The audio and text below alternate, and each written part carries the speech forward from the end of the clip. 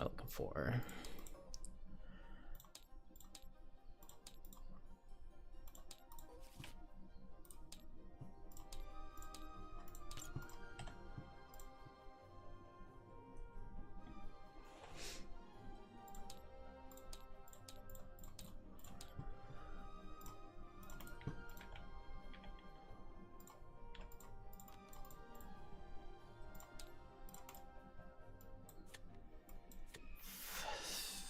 To 17, 14, 17, 16.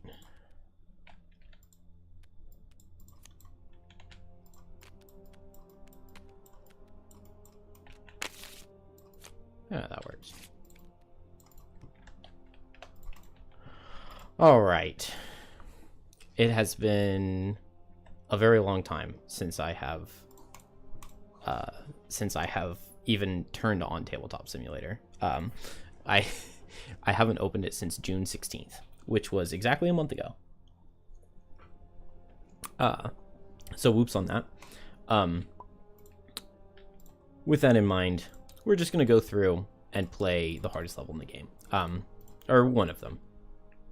We got a release date for Frosthaven Digital's early access, which I'm excited for. Unfortunately, it's 2 weeks from now, and it's on the 31st, and my little sister is moving to a new apartment. She has to move out on the 31st and in on the 1st, and I've already committed to helping her move, so I don't know how exactly my release stream for the game is going to go, but, you know, we'll figure it out. Most likely I'll just help her move like really early in the morning and then come and play some Frosthaven Digital. Unfortunately, it's not a full game release, so we're just going to have a little bit. It's like 30 or 40 levels or something like that. But I'm hoping that I can probably just do all of them in a single sitting. I was planning on beating the whole game in a single sitting, and just like 30 or 40 levels should theoretically be easier. But I do have a speedrun route that's like kind of ready for that. Anyway, this right here will be the corrupted camp. I'm just going to set up some random characters, I think. Just set craftsman level 3. That might be a little bit low. Maybe we'll go craftsman level 4. That only requires prosperity 3 to get to, and that seems pretty easy. So we'll put craftsman level 4 items in there. And then other than that, we'll just go with starting items and some of the basic ones and go from there. So just make a 3-man party real quick. We've got 17 cards in here. Spades are the initial numbers, and then hearts are teens. So 14, 15, 16, 17. And this is 1 through 6 and 7 through 17. And we'll get a random party like that. Maybe random levels too. I'm not sure. 7, 4, and 17. So 17 is Snowflake. I'm down for that. 4 is Boneshaper, and 7 is Astral. Interesting. Snowflake and Boneshaper. All right. And then probably random levels as well, unless anyone wants anything in particular. I'm totally fine for changing this Boneshaper to something else, because this Boneshaper does not sound particularly good on this level.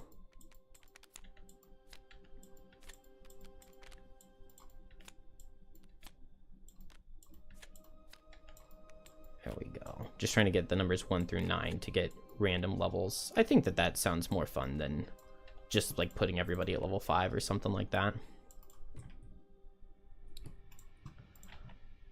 So for now, we'll just go ahead and put an Infuser here. Get a random level. Maybe not. I mean, if it's Craftsman level 4, that means at least Prosperity level 3. So we won't do a level 1 character. Let's see what we get. 5. Level 5 for Infuser. That is a very good place to start. Oh, let's set difficulty. We'll do +2. Next character, let's make sure nobody's the same level. So we'll leave that 5 out, and let's go ahead and take out level 1. So for the Boneshaper,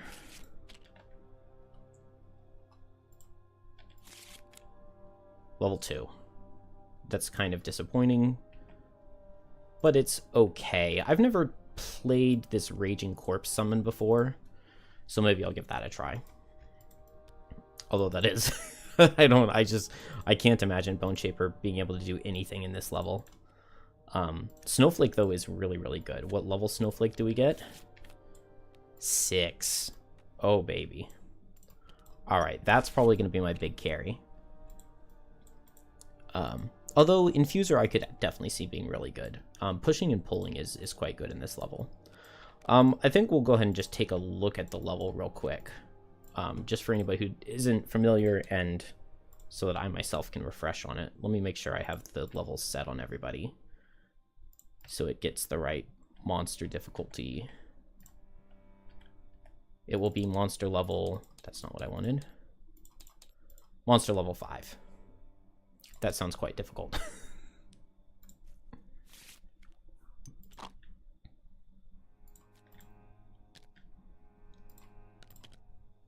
So this is the Corrupted Camp. This is definitely one of the hardest levels in the game. It is kill all enemies. Scenario is 1 when everything is dead. Special rules.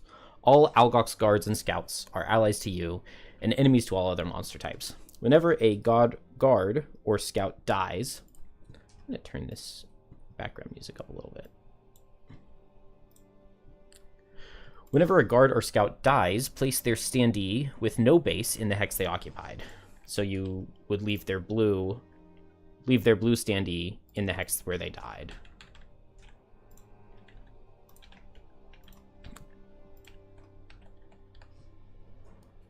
That hex is still occupied at the start of any round. Replace each baseless standee with a normal frozen corpse.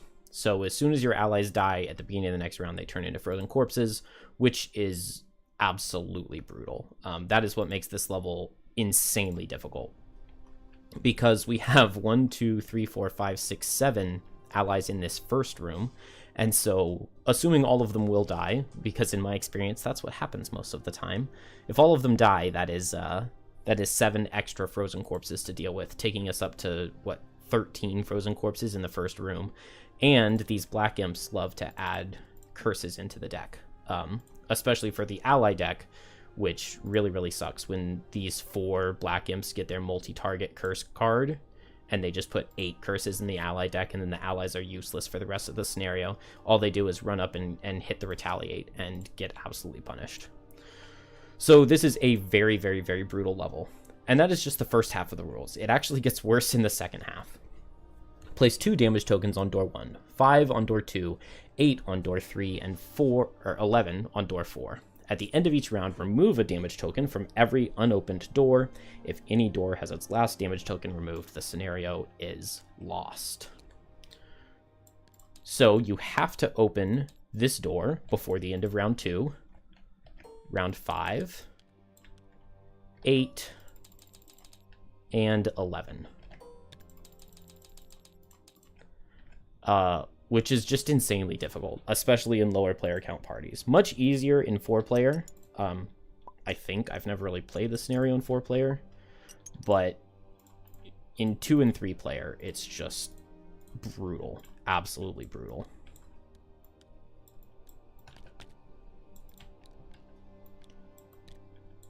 Let's see, I haven't gotten items for these characters yet. It also didn't set their healths for me, so we'll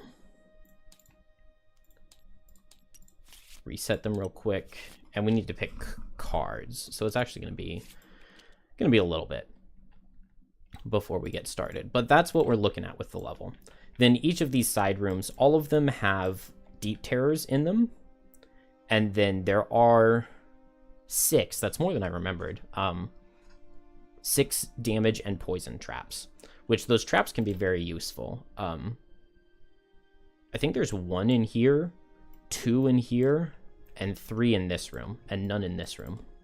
So pushing and pulling, with both Snowflake and Infuser, both of those characters are insanely good with that. So that will be really, really, really good for me. The problem is just trying to find a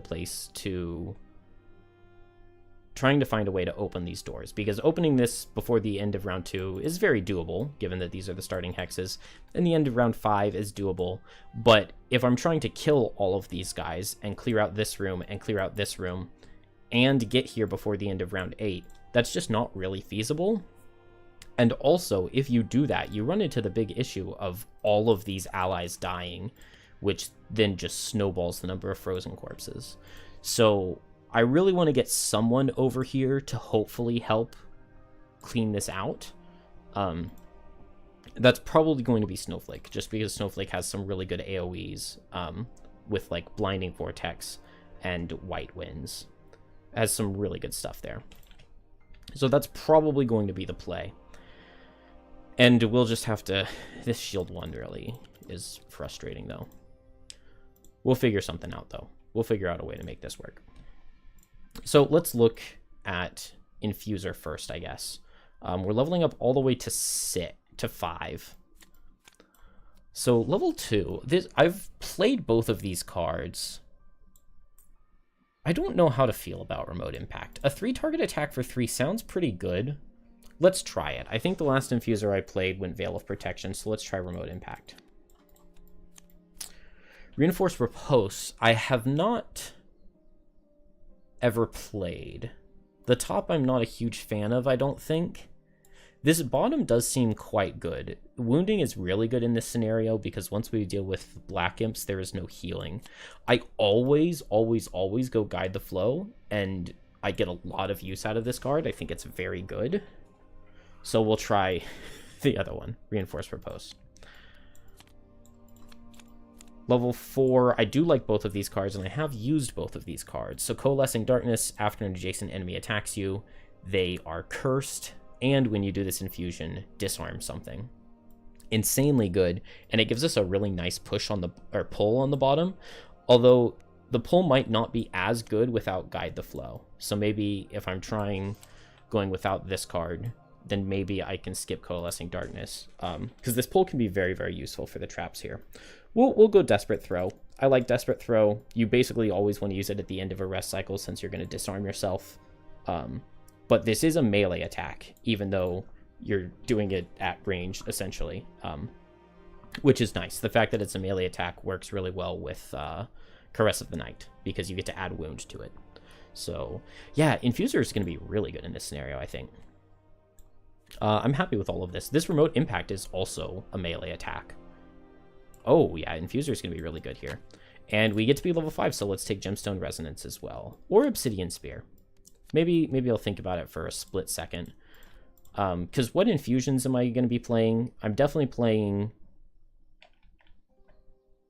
Caress of the Night for this wound and the Muddle. Is there a chance that I don't play Boon of the Tempest? I really like the +1 in the jump to all move abilities. That's like insanely good.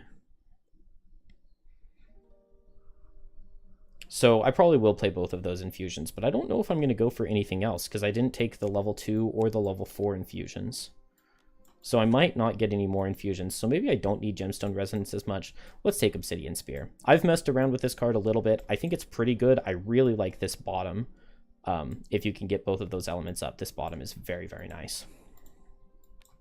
And so that is 4 level up cards, which means we need to take out 7 level 1 cards. Stoic Vigilance is good, but probably not needed here. We got a couple of fast cards, 18 and 16, so I don't need a 12. And Attack 2, Shield 1 is just not really all that, I don't think. Similar with Slashing Cyclone, I don't feel the need for that. Crystalline Aegis, I really, really like. Brittling is very good. Regenerating Ward Self, I think, is also pretty nice, so we'll hold on to it for now. Onyx Shards, I'll put in the maybe. It's nice for setting dark with the top, if you're just not really going to do much. Bounty of the Earth, a little bit of Retaliate and a heal whenever I infuse, but I won't be doing that many infusions, so maybe not. It is a really nice, easy leaf setter, though, so I might want it for that reason. Rising Momentum is just a really good movement card, especially once you have 2 infusions out, and one of them is Boon of the Tempest. So that'll be good. I need to take out 4 more cards, though. 4 more level 1 cards. Boon of the Tempest I definitely want. Formless Bladestorm could go, but the pull is quite good here. So I think maybe I'll hold on to it. I don't need the sword.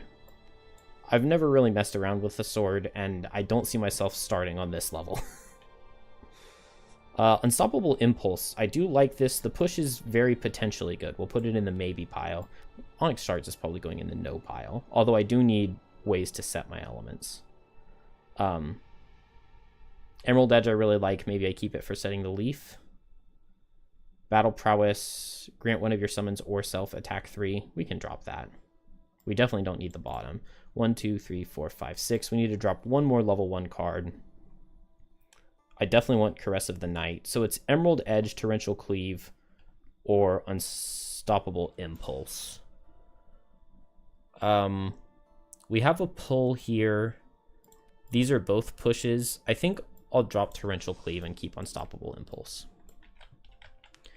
And then we'll take all the level up cards, and that should be 11. 1, 2, 3, 4, 5, 6, 7, 8, 9, 10, 11. Let's see. 4 levels. I don't know. We'll say 1 mastery done. And then what? Maybe 6? 6 battle goals. So that's 2, 4, 5. And maybe this is like a second character. So a 6th. 1. Let's take this once each scenario. After revealing cards, get an element. And then I get 4 more. Ignore negative item effects. I don't know if it's worth 2 check marks at this point, because keep your summons alive is just not very good. But I guess I'll take it. No, let's not take it. Oh, I don't know. If I'm going to have armor at all, and I want armor. No, I generally like Leaf Dark. And let's take Wind Dark. Leaf Dark and Wind Dark. That'll be fine. If we only get 6, we'll just do that. And that is Infuser mostly ready. We need to look at items real quick. And I think we'll just go with these starting items, and that'll be sufficient.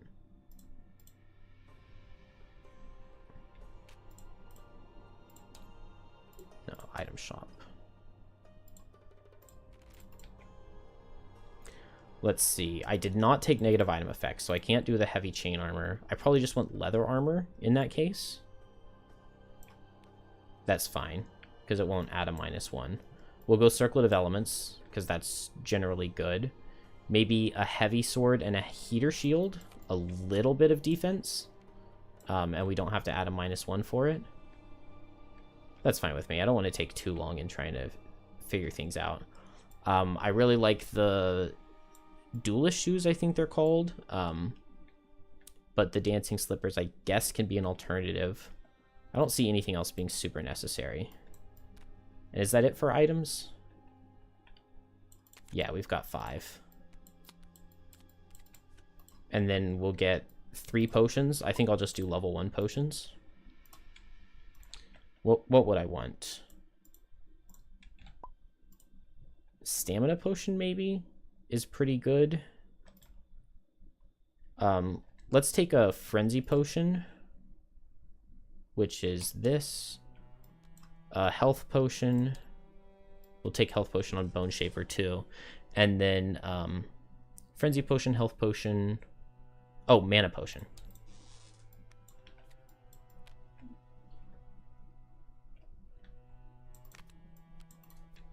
All right, Boneshaper, we get to start at level 2, is what the RNG decided. Let's say 1 set of battle goals, 1 previous retirement, and 1...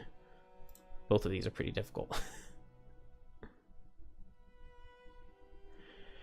Yeah, I will stream the early access. Unfortunately, my sister is moving the day that it comes out, because it comes out the last day of the month. So I will be helping my little sister move, but hopefully I can just do that in the morning and then stream it all night after. And ideally, the goal...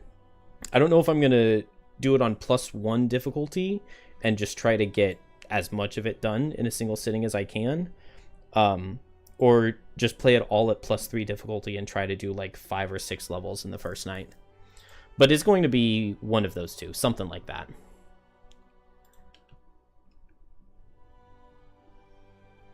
I'm going to take 1 set of rolling heals for Boneshaper and then give myself 3 more perks. I want to take some of these. They just feel really expensive. Maybe we'll just remove some minuses. We'll just spread out removing some minuses and go from there. Then I've never played this Raging Corpse summon before, so I'll take it. I really, really like Bone Dagger. Everything about Bone Dagger is very appealing to me, especially this bottom of getting extra summons out. But we'll try the Raging Corpse. This is level 2 character, so we need to take out 4 level 1 cards.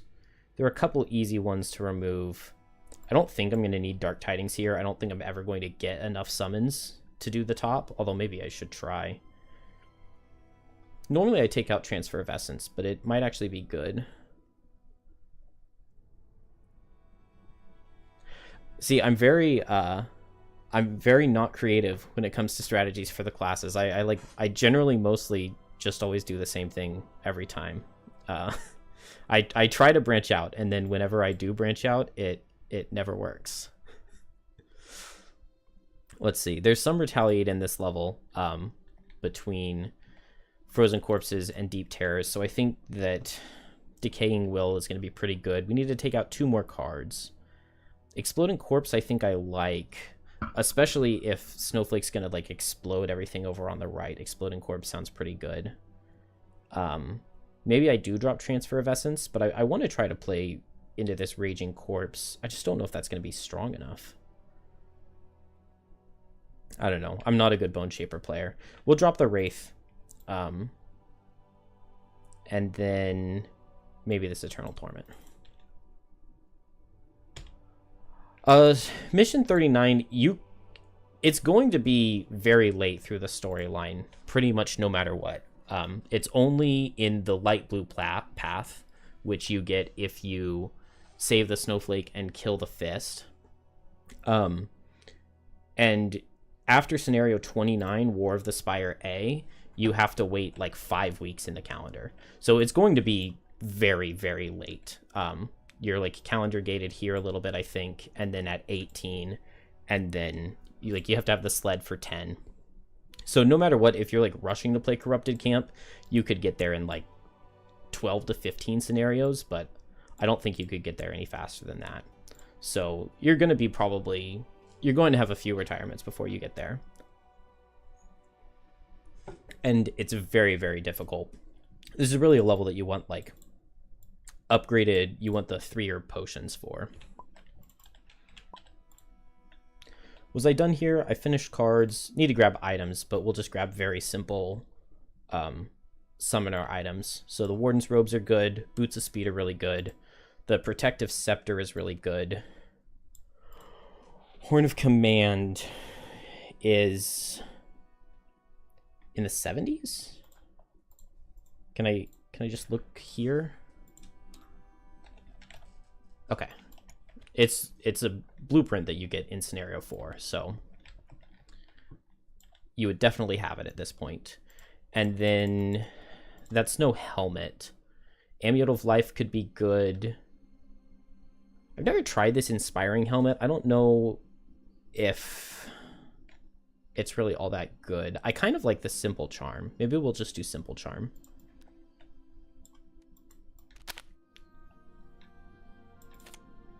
And then I guess I just get a health potion. Is a little underwhelming, but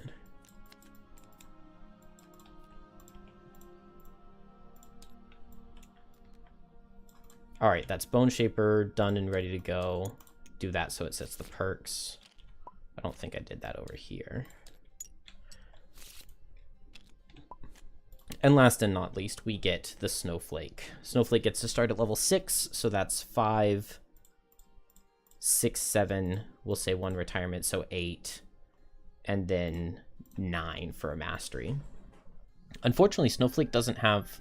Well, Snowflake does have some of the best modifiers. This heal, ward any ally rolling is an amazing perk. It's like, it's insanely good. I guess we'll also take the 2, if this action forces the target to move, it suffers 1. I like those are fun. And then we'll take out some -1s. And that's 3, 4, 5, 6, 7. I think that's 2 left. 5, 6, 7, 8, and then 1 from a retirement would be 9. So 2 left. I could take +1 strengthen any ally. I could like spam the deck with ice wind cards. I'm not sure if I want that. We'll just take out 2 more -1s. Then Birds in a Tempest or Tornado. I really have been thinking that I prefer Tornado as the level 2 card. I really think that I do. I just love this loss effect. I think it's really good. And I also really like the bottom. Move 3 with jump we have on Blinding Vortex, but it makes these 2 cards pretty interchangeable. You can play them both, like for the bottom or for the lost top, which I really like.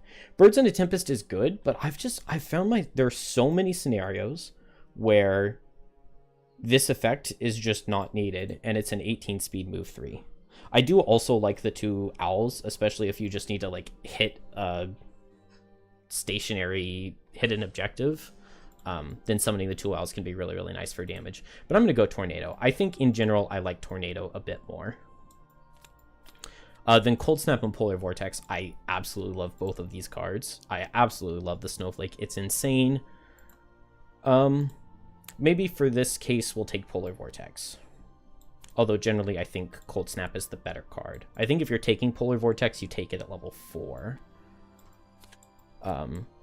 Speaking of, though, I don't want either of these level 4s, so I'll take Cold Snap at level 4. I don't think you really can take Biting Frost if you didn't take Cold Snap at level 3. And I just don't see Zephyr Barrier working all that well with Polar Vortex. So we'll drop both level 4s. We get a level 5 and a level 6 card. Whipping Gale I absolutely love. This is just really cool for pulling a bunch of things into position. I haven't messed around with the bottom very much, but maybe I could try that. Maybe not in this level. It seems a little difficult. Shifting Snow, I love the bottom. Both of these are good. I'm going to take Whipping Gale, and we'll see. I might take Shifting Snow for the level 6. Except this Frozen Brand loss. This pattern I feel is kind of hard to see, but it's like, it's just a whole bunch of sets of triangles of 3. Just like if this guy's standing right here and I grant him the attack, he gets to hit these guys and these guys and these guys. So he wouldn't hit this one. Maybe it's not as good as I was thinking, but he would hit 1, 2, 3, 4, 5. He would hit 5 guys right now. Unfortunately, the ally deck is very likely here to be filled with curses and not really doing much. And it's not like they have buffs. Although they can strengthen themselves. That would be kind of funny if an ally strengthens themselves and then I give them the Frozen Brand. Ooh, the Polar Cat summon also sounds kind of fun. I've never played the Polar Cat summon. Maybe I'll do that. Let's get the Polar Cat. That's 5 level up cards, so we need to remove 8 level 1 cards. We don't need Nature's Breath because we're bringing the Polar Bear. I love White Winds. I love Snowball. And we need to take out almost every other card. Gathering Vortex can go. Enticing Breeze maybe stays. Blizzard can go. We've got other better AoEs. Frigid Growth, it's just not enough. Hazardous Terrain. Just 1 is a little underwhelming. Similar with Chilling Impact. Although I might want to keep it for the bottom. I'll want like 1 of Blizzard or Chilling Impact. Maybe Blizzard is more movement. Lifting Gust, I love. Whiteout, I love. Cold Therapy can go. Blinding Vortex is good. Crosswinds, I really want if I'm running the Polar Cat Summon. Spirit's Call isn't needed. That's 1, 2, 3, 4, 5, 6, 7, 8 cards. 9, 10, 11. So I need to drop 2 more for Polar Vortex and Tornado. Okay, I do have Cold Snap. Polar Vortex would be underwhelming without Cold Snap, probably. Maybe Blinding Vortex can go, because I do have other AoEs that I can be using, and so I probably will be using those. And then, honestly, Snowball could go, but it's just such a good fun card. Blizzard can go. Maybe I don't need the move and push. We've got Polar Vortex for pushing, pulling. And then Snowflake really, really wants Eagle Eye Goggles. Maybe I buckle and grab some Eagle Eye Goggles. I generally like Boots of Speed. It doesn't seem super necessary here. Actually, I've been thinking about Dancing Slippers on Snowflake. Because frequently, like, you walk up to things and lay hazards under them, and then Dancing Slippers to get away and pull things back through the hazards sounds really, really nice. So let's try the Dancing Slippers. Duelist Shoes could also potentially be quite nice. Then we want some disadvantage maybe, so Cured Leather Armor. I think I just took regular leather armor on Infuser, so let's take Cured instead. Then Hand Slot, maybe just Weighted Net. I don't know if anything else is going to be really worth anything just with these starting items. Soothing Scepter could be decent here. Maybe Soothing and Protective Scepter, just to give to the allies so that they don't die as much, because them dying is very bad. And then helmets. I really, really, really wish I had Eagle Eye Goggles. Maybe we'll just take a Spyglass. Just a much worse Eagle Eye Goggles. But we can advantage an attack into a target we don't want to survive. We'll take Power Potion, Muscle Potion. See, Power Potion is this one. Muscle Potion is this one. And we're level 6, so we get one more potion.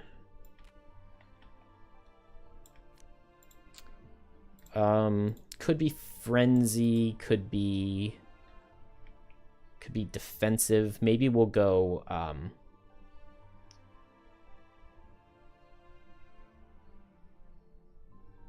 this one, whatever this is called, Glancing Potion. The Can't Miss Potion. And I kind of like that. That seems like a decent enough setup to me. I think I just need to set the modifier deck and we're ready to go. Ready to get absolutely destroyed by this level. I really cannot see Boneshaper accomplishing anything. So, this level, we'll just go through it real quick. At the end of each round, you remove a damage counter from each of the doors. If you go down to 0, then you lose the scenario. So you have to open this door before the end of round 2, this one before the end of round 5, 8, and 11. Anytime an ally dies, rather than removing them from the board, you replace them with an empty standee. So it would be a blue standee. So I think it's still an ally to us, so we can walk through it, but the hex is occupied and enemies can't walk through it. At the beginning of the next round, it will turn into a normal frozen corpse, which means that there are 6 frozen corpses on the map right now, so they're standee limited, but given that there are 7 allies, 1, 2, 3, 4, 5, 6, 7, yeah, 7 allies, that's like 13 frozen corpses on the map, because all of these allies will die. And in the meantime, while we have to worry about all of the allies dying, we also have to open these doors before we auto lose the scenario, and then obviously we have to deal with the stuff that are in those rooms. So, insanely difficult scenario. I really can't see Boneshaper accomplishing much of anything here. But we'll just have to test it and see. I'm thinking I probably just make like a little army of summons over here. I summon on turn 1 and I summon on turn 2, and then I open the door and my summons stay safe far away, and then hopefully maybe we can storm that room on turn 3. But I have to open the door on turn 2. So turn 1, we'll just play Decaying Will, so that they can ignore the Retaliate, because we're going to need that, and then we'll get the Raging Corpse out. maybe I'll do just a skeleton first, because that way a skeleton would be the priority before the raging corpse, and I would rather that be the case. So we'll summon here and then up here or something like that, and run in next turn. Infuser has a little bit of an issue. We do have this Radiant Boon, but we don't have the really, really good mana potion stuff. So it's going to be difficult to get our elements. We do have a Circlet of Elements, and we actually have a lot of element creation from everybody else. We have Leaf and Dark from Boneshaper, which is nice, and Wind from Snowflake. So that is quite good. Maybe a Circlet of Elements on Snowflake would have been good as well. What do I need? I want this Caress of the Night up really early. And then maybe once I have Caress of the Night, I don't even need Boon to the Tempest super early, because this Wound and Muddle is really, really good. And I can do that with things like this Remote Impact to hopefully get a lot of stuff going on these guys. What does Remote Impact need? Oh, it doesn't need any elements set up. It can set Wind. Okay, that's really nice. Also, this bottom could be very interesting. Create a obstacle in range 5 and immobilize everything adjacent to it. That's actually really good. I really have not messed around with his ability at all.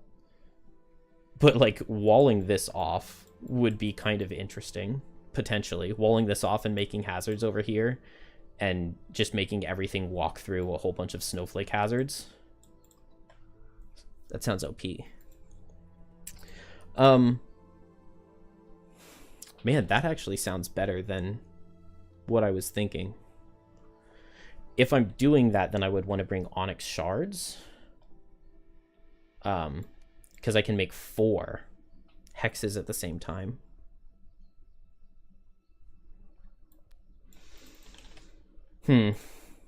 That's an idea.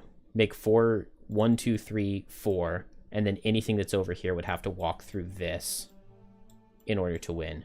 The only problem with doing that is that then I am committed to that kind of playstyle, and I don't know how I'm opening these doors on turn before the end of turn 8 and the end of turn 11.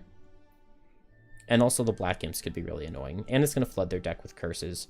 I think I'm just going to go for a more standard playstyle. Just try to get Caress of the Night out early. Will I have an element from another character?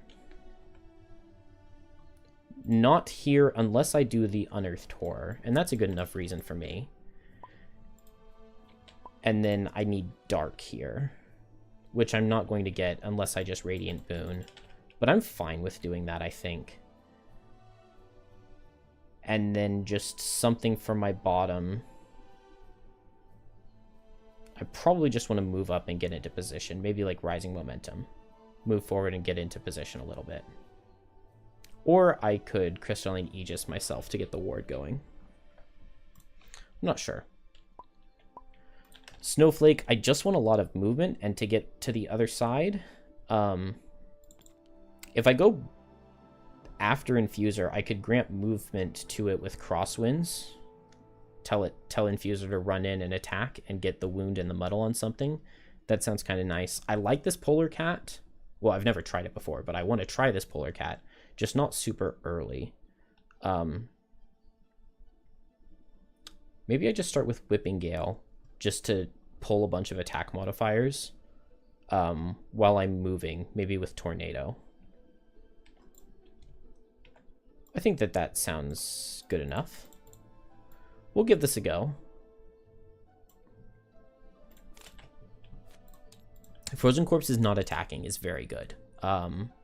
Moving, brittling, immobilizing, not a bad start. Black Imps are doing extra damage though, so they will take advantage of that brittle. And I'm probably losing a couple guards here. Guards are strengthening themselves, so if they survive, that's good, and scouts are multi-target, which is not amazing. So we have 2 elite corpses over here, 2 normal corpses over here, 2 and 5, 4 and 6, which means 1 and 3 over here. 1 and 3. So this guy goes here. This guy would target guy number 2. Unfortunately, would have been really nice if they went after the same guy. This guy would also go after guy number 2. This guy would go after the faster one of these two, which is the guard. this guy would go here, and this guy 1, 2, 3 versus 1, 2, 3, and the guard is faster than me. So I think that's all of them. Boneshaper, we are just going to set the Raging Corpse, which will set Leaf. Oh, and the Radiant Boon to set Dark at the beginning of the round. Set Decaying Will, everyone is immune to Retaliate and the Raging Corpse. Hopefully he does not die. Put him back here. Boneshaper, the guards. We have 3. Oh, they're going to take the Brittle on the Retaliate. That's kind of nice. So 2, 5, and 3. This guy will attack Frozen Corpse because he was fastest. This is an attack for 4 into shield. Is it shield 1 or 2? Shield 1. Attack for 4 into shield 1 will deal 4. And then he takes 6 Retaliate. That's kind of brutal. Then this guy also goes after guy number 2. Attack for 4 with -1 and a shield. That's 2 damage. And then 6 Retaliate. And then this guy also into the Elite. He will take 6 Retaliate and deal 3 damage. Black Imps. 5, 6, 2, 9, and 3 here. So that's 7 total. 1, 4, and 10 on this side. So 5 will back up, but they have 1 move and it's reduced move. So disadvantaged attack, and then 6 will target the guard. So disadvantaged attack for 4 will deal 3. Oh no, it'll miss. And poison. And then attack right here, disadvantaged attack for 4, it does 5. It's not disadvantaged. He just does 5. Then we get the normals, 2, 9. It was 1, 4, and 10 on the other side, right? So this guy just sees Infuser. So attack for 3 into Infuser. It does 3. I think it's disadvantage from my armor. It still did 3, so I'll take 2 and a poison. Is not my favorite. And then do I want to Dancing Slippers to get in closer? I played Caress of the Night with Rising Momentum, so maybe not, because I'm just going to move 3. I don't need to move 2 on Dancing Slippers. That was guy number 1. Guy number 4. Okay, 2 and then 9. So this guy will attack right here. Attack for 3, 4 from poison, 5, 6. The allies always just get so dominated over here. Attack for 3 and poison. Guy number 9. He attacks this guy. What was it? A +1. So it's 5 damage. And then finally, a 0. That's 4.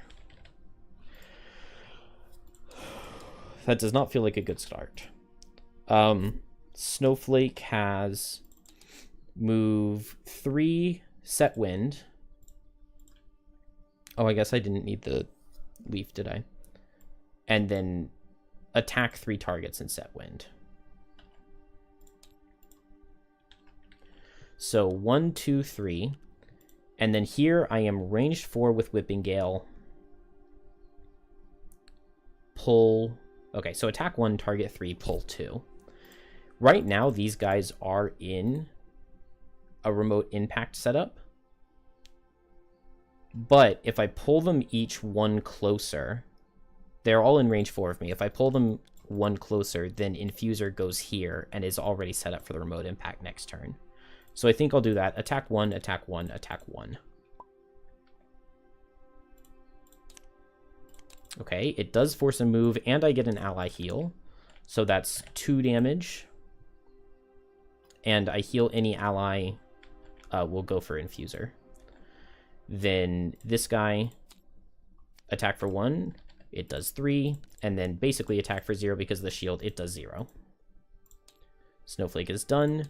Scouts are multi-target range 4. So nobody for this guy. This guy sees here and here, let's say. So disadvantage, attack for 2, and then an attack for 2. That's 1 damage here and 1 damage here. This guy, disadvantage here, and then we'll just say here. That's 1 damage and 1 damage. And then this guy, here and then here. That's 0 and 0. Love the allies in this level. Okay. Infuser is very easy. We're just going to use the elements to Caress of the Night. I don't think it matters if we use Leaf or Wind. So Caress of the Night, we get strengthened, and now all of our melee attacks have Wound and Muddle on them. And then I will just move 3, and now I'm in position next turn for a 3-target strengthened remote impact that will... These are melee attacks, so they get the Wound and the Muddle on them. And that really gets this going with a bang. And I'm happy. I feel like I thought turn 1 was going to go a lot better when the Frozen Corpses didn't attack. But somehow all of my allies still got dominated. Yeah, I did do the attacks on these guys, but I didn't do their strengthened, so they are strengthened for next turn. That's something, at least. In the round, we lose a damage counter on each of these, so have to open this door this turn or we lose, and we have to open this door in just a couple turns or we lose. Infuser is by far the easiest. I think I will just Crystalline Aegis, grab this ward for myself. Or maybe I want to move to Wound. The problem is that these imps could just heal themselves. But I kind of like the idea of move 2, Wound, move 2. Never played this card before, so why not try it, right? And then Remote Impact. Boom. Very, very nice. Maybe I -1 it for the Wind, but probably not. Is there any bottom I could do that would get anything useful? I wouldn't hate setting Boon of the Tempest. But maybe it's just not necessary right now. I think I'm fine with all of this. Boneshaper has to open this door, but I'm just going to summon back here and then open the door. So probably want to play a move 4, and I think this is my only move 4, unless there's Leaf, and then I can Malicious Conversion. But we'll just play the skeletons, I think. And Snowflake. Monsters are not set up in a good way for me at all right now with a big AoE. I could go late with Polar Vortex and pull them in to some sort of pattern and then go for like White Winds the following turn. I would need Wind from somewhere. So I'm not really loving that. I would also have to commit my move 8 jump, which I don't really want to do. Not yet. So I guess I'm just going to move 3 and get closer over here, because I don't have any big movements. Which is a little underwhelming. But maybe I can just command a guard to attack for 3 strengthened, like into this Black Imp or something with Crosswinds. It's not the worst thing in the world, but I do wish it were a little bit better. 1, 2, 3. Yeah. Ah, man, maybe committing Lifting Gust is worth it. Because if I just go late and I Lifting Gust and Polar Vortex, then I pull everything in, and then I can just go with White Winds and Snowball and hope to kill as much of this as possible. I'm going to do it. I need burst. I need a lot of burst. And then after that, I don't really need to play losses. That'll be 3 losses in this first cycle. But after that, I don't need any. Maybe I don't even need Snowball, but I want Snowball. I just love Snowball so much. Definitely one of my favorite cards in the game, even though it doesn't scale all that well. I think we could potentially be okay. This is the Cone card from Frozen Corpses, which is not my favorite. It's also kind of hard to visualize, but I just think of it as a 2x3. And I try to look at all of their 2x3s and then find a hex from which they can do it. Scouts, hasty assault, move and hit for less. Don't really love it. Black imps are going to consume an element and hit multi-target with poison. At least they already always poison, so they're not adding tons of curses. But I think wind is going to be there. Wind is going to be there. Which kind of sucks. There's going to be wind and ice. So yeah, there's going to be an element no matter what. I won't have the opportunity to remove their ice. So they'll get multi-target, the black imps will, and that's going to hurt a lot. Guards do hit extra hard if any of them can be alive, but that's a very big if. And then Boneshaper is not really doing much. All right, Infuser starts off. We get a 3-target attack for 3 here, here, here. And we're strengthened. I could set Leaf Dark. There was an element I was thinking I maybe wanted. I could go for this Obsidian Spear, potentially. So, I get Leaf Dark or +1. How much damage does +1 give me? Oh, +1 makes him die. So, I'll take the +1. That's 4 damage and a wound and a muddle. Right here, we would love to see a +1 again. We get the exact same draws of +1 and Leaf Dark. So, we'll take the +1 again. Oh, that one just straight up dies because he had taken more damage. And then... Oh, so that means that I can take the Leaf Dark and he dies to the wound. We'll just leave him like that because he'll die to the wound and it's fine. And then right here, one more attack for 3, still strengthened. We will take the +1. So attack for 3, +1, -1. He takes 3, and then these. And then I've got move 2, wound, move 2. Move 2, wound, and a move 2. I don't know if this second move 2 is really going to do anything for me. I'm not going to play this Formless Bladestorm loss, so... And I don't think I want to open this door. I don't hate the idea of trying to set up an Obsidian Spear. Did I have Frenzy Potion? I do have Frenzy Potion, so I could, like, Frenzy Potion Heavy Sword, and if I crit this guy, I kill him. And then I don't get poisoned. I did already pull 6 cards this turn, so... Oh, that reminds me, I need to take out a -1 from this deck. But I haven't attacked anything yet, so... We'll just shuffle that real quick. I think I'm going to do it. I'm just going to pull the crit. So Frenzy Potion, Heavy Sword. Attack for 3. We do not pull the crit. I do get the Dark, though, which I did want. So not too bad. 3 damage, and now he's muddled, at least, I guess. And that'll finish Infuser.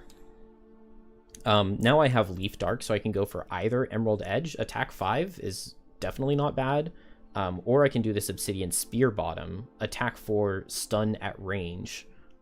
I will definitely take. That is pretty good. We get the corpses, which is not my favorite. So this guy is first. He sees this as his primary focus because he's the lowest number. And this guy are in a 2x3 hex of each other, but that would only be attacking from this hex or this one. And he does have enough movement to get there. So he'll hit here and then here. Attack for 3, but 4 and 4. That's a kill and 5 damage. That is our first allied death. This guy sees whoever's faster as his primary focus, which is this guy. He can hit this guy without moving, and there's nobody else in a 2x3 hex. So he will attack for 3 and deal 3. Then this guy, I might have messed up the order, but he sees him. He doesn't have to move. He can't hit anybody else. So attack for 4. He's muddled, so he does 3. Then the normals are attacking for 2. This is 4, 6, and 1. Same thing with this guy. Attack for 3. He kills with a 0. He does get a 0. I did not think any guards were surviving this round. This guy sees this one, so just attack for 2. And this guy sees this one. Can he get both of these guys? If he were standing in this hex, he could hit both of these guys. But this is the only hex available because the other one would be right here. So 0 kills. Yeah, +1 also kills. That is all of my guards down. So they did not get to get off any strengthened attacks. Frozen corpses are done. And then now the scouts. So hasty assault, we have 3, 1, 3, and then 5. So this guy will target the elite. Attack for 2 into shield 1. He does 0, and he suffers 2 retaliate. The allies are so useful here. This guy will go here, attack for 2 at disadvantage. Hey, he does 3 damage. I'll take it. And then this guy, I guess he goes right here since he can't stand on this. And attack for 2 at disadvantage and deal 2. And that's it from my buddy old guys, old pals. Oh, yeah, they didn't move last turn. So this guy has move 6. And the corpses were faster. So he'll go here and hit here. Attack for 2 into shield 1. It misses and he takes 2 retaliate. Love it. All right.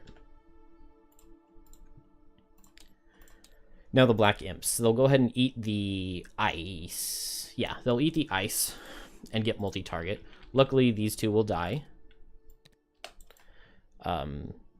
This guy will suffer and hit here, but we need the elites first.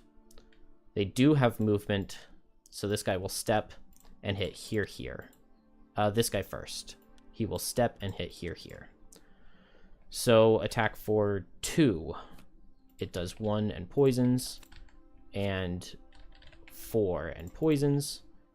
This guy here, 0 and poisons, and then attack for 3 does 2. These guys also have movement. This guy will step here, hit here. These are attacks for 2. He only deals 1. And then this guy, even if he steps, he can't get anybody extra, so he'll just hit here. I skipped the normal over there, but it's fine. Attack for 1, 2, he does 4. And then finally, this guy, disadvantage into me, does 1 and poisons, and disadvantage right here does 1 and poisons. And that is it for the black imps. I guess I didn't really need to play Polar Vortex on Snowflake because these guys all grouped up all on their own. It is Snowflake's turn. And they are very grouped up. So I have move 8 jump if I want to play that. The idea, I think, is to go for white winds next turn with Snowball. It's attack for if there's wind, so I'll need to get wind from Infuser maybe. And if there's Snowball with Power Potion and wind, it's attack 5, 6, 7, 8. 5, 6, 7, 8, 9. If I can hit 5 targets. So if theoretically I were to go here, then my white winds would hit these hexes 1, 2, 3, 4, 5, 6. And maybe that doesn't work. I could pull this guy here, but then I can't pull these guys down with Polar Vortex because I would have to be pulling towards this hex. If I go here,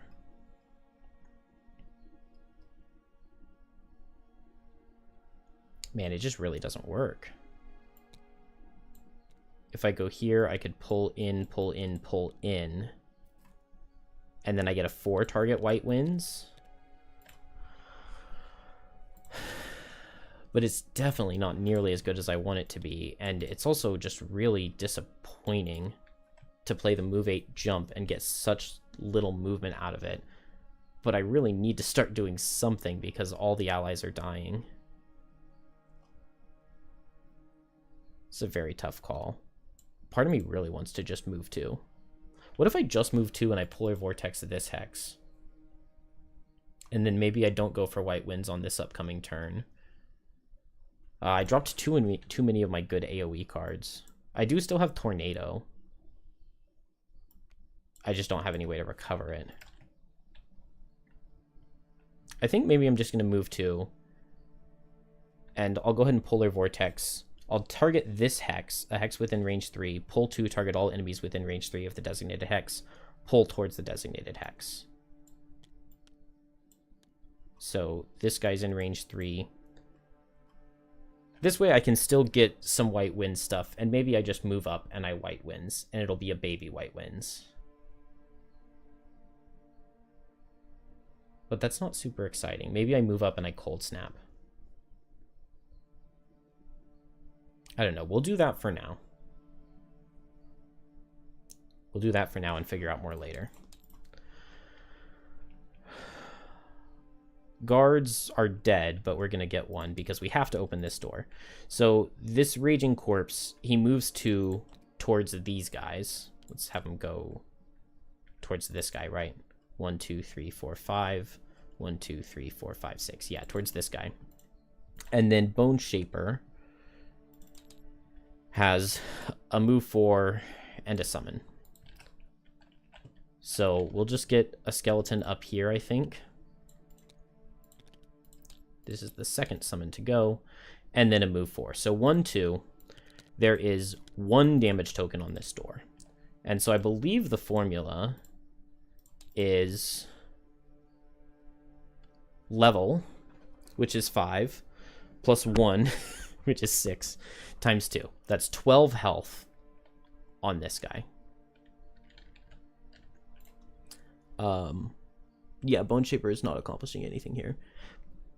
And then I've got 2 movement left, so I'll back up.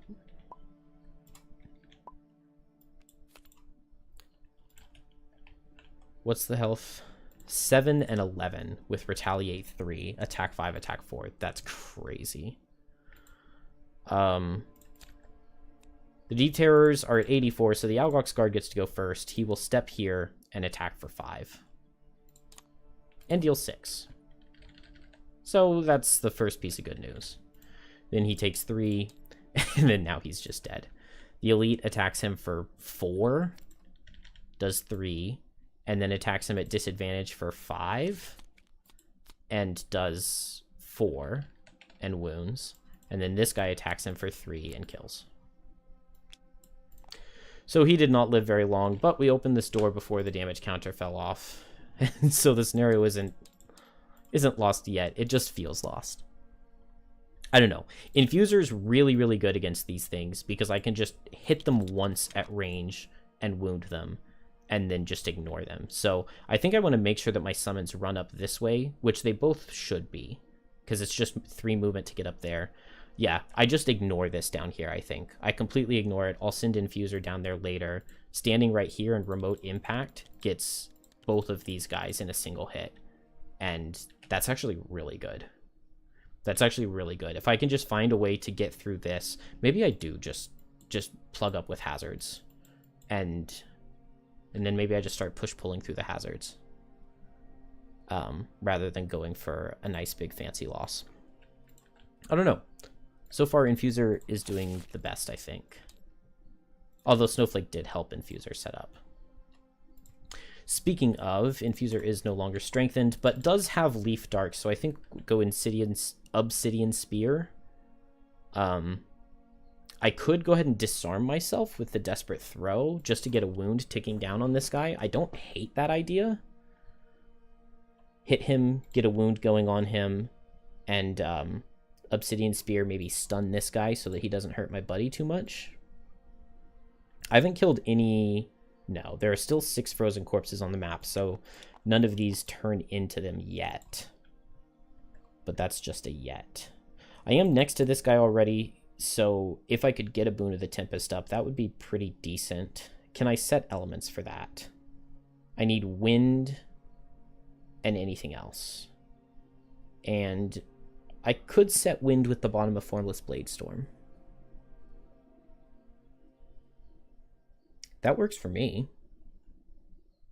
Except I want to do Obsidian Spear. I could Emerald Edge instead. So I think I'll go for that. Formless Blade Storm with Emerald Edge. Move over here, pull this guy in to set the wind, and then just attack him for 5. Give him the muddle. And I'm pretty happy there, I think. Boneshaper, I actually really like the idea of my summons just running up here, completely ignoring this, so maybe I'll run in that direction as well. Maybe I'll just like move a summon to, and summon again. And then maybe we can just start steamrolling through this. So maybe I just move forward, set some hazards, wait for everything to run up this way, and then I move 8 jump and open this door and open this door. Where do I need to be for move 8 jump to hit both doors? 1, 2, 3, 4, 5, 6, 7, 8. Okay. I can't get both doors in a single turn with a move 8 jump, but it's only 1 hex away.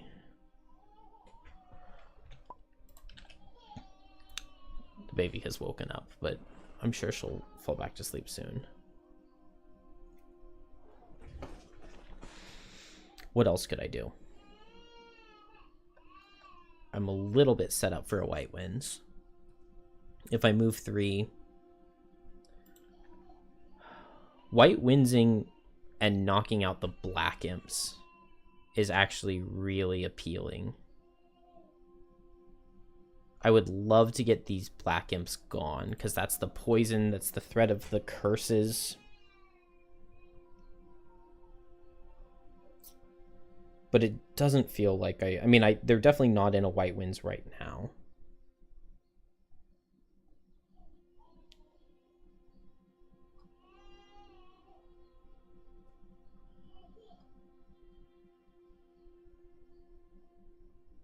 Yeah, I would have to be standing here to hit... Dang it, I've screwed this up. It really feels like there should be a better way. I think I'm just going to run up in Cold Snap, and I'll do it late, and I'll heal something with Whiteout.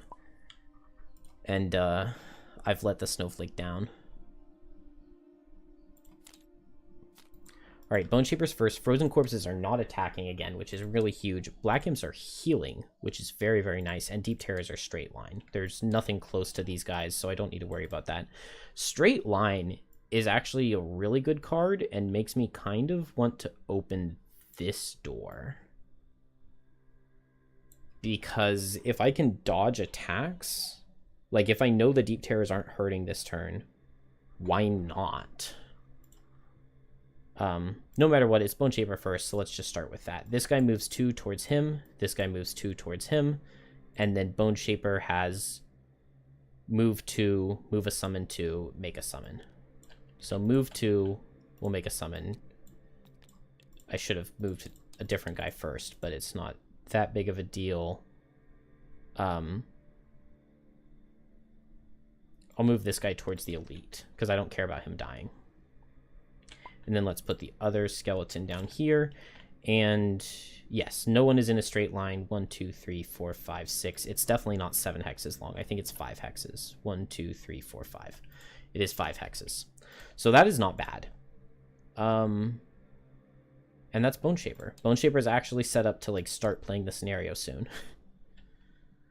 Elite 2, Elite 5. So this guy will get him. This guy will also get him. This guy will also get him. This guy, I guess, sees this one. It's 1, 2, or 1, 2. And they're both 2 hexes away. Oh, but this guy's guy number 1, so he would target this guy. Which I guess is kind of good. I'm not certain. This guy gets this one. And this guy goes right here.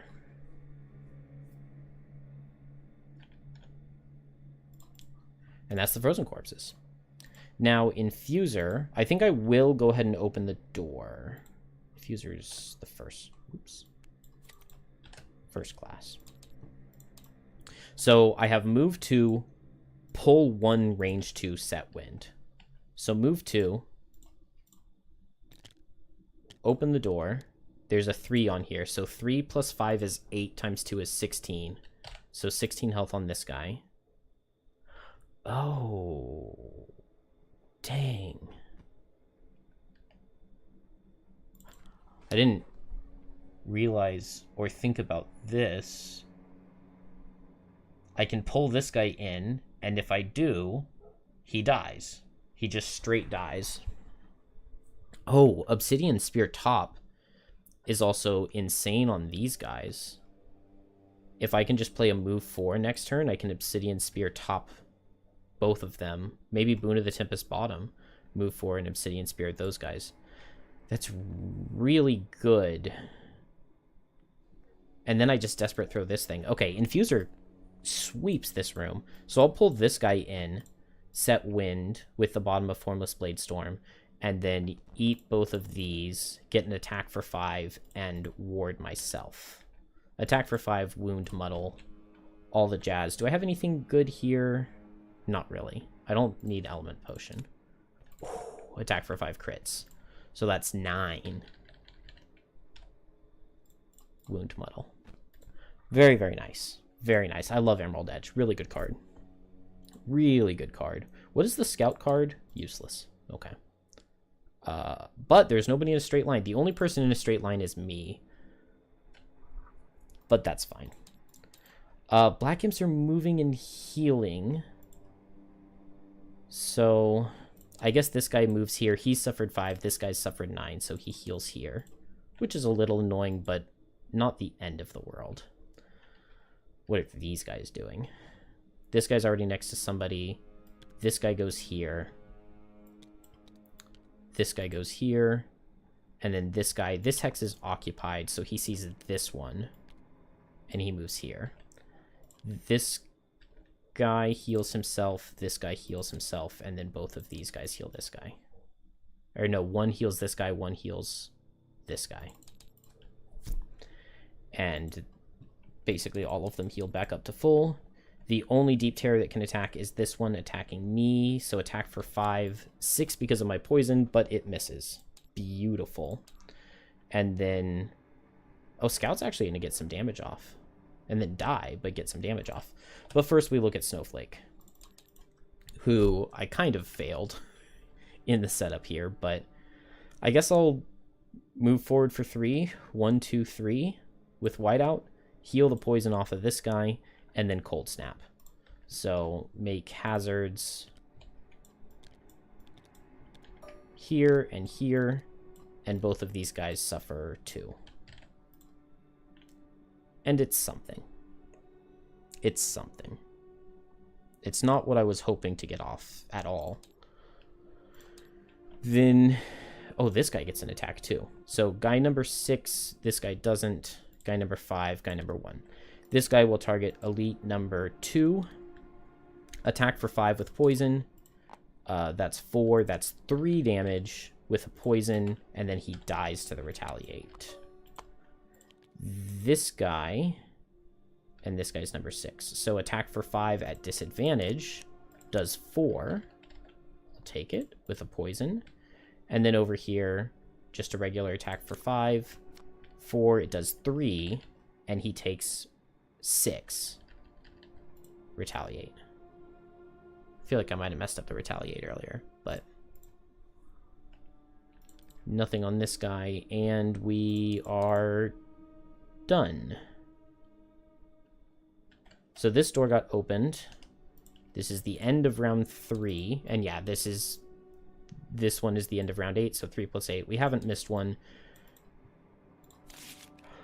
Okay. Definitely not hating my spot. A tornado here now is really, really good. Part of me wants to just short rest and set more hazards and then go for a tornado. But maybe I just need some patience. There's no point in really killing the frozen corpses, because then they just spawn again.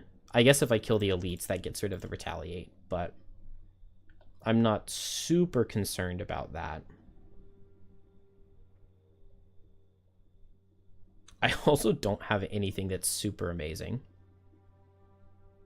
Let's look at... well, Infuser we know was really easy, right? Because I just move 4 and I Obsidian Spear these two, And I just don't see any world in which I don't do that, because that seems so good.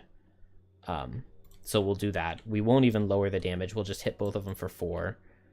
I don't have a muscle potion or anything, but it's fine. Boneshaper could definitely use a heal. We're far enough away from these guys that I really don't need to worry about them, and we ignore the retaliate. So these guys really do not matter very much. So maybe I Fell Remedy myself? Very likely that this guy will die, so I get a heal 2 out of Fell Remedy. It's not bad. Fell Remedy myself and Wrath of the Turned Earth, and I just get an extra attack into somebody. I'll take it. I'll take it. And then that puts us back at Snowflake, who is definitely in the hardest, in the toughest position here. I really wish I had more hazards up. Part of me kind of wants the Polar Cat out, even though that doesn't seem like it would actually help at all. Did this guy do his attack? This guy didn't. This guy missed his attack. Okay. He gets a -2, so he does 3 damage into this guy. Let's say. Wrong order, but it's close enough. And that actually does help. Because now I'm quite likely to kill this guy in most attacks. Do I have... I guess I can Enticing Breeze and pull him towards one of my allies up here and pull him through this hazard. And hazards are 3 damage on this difficulty. So I'll just go fast and do that. Or maybe I target this guy.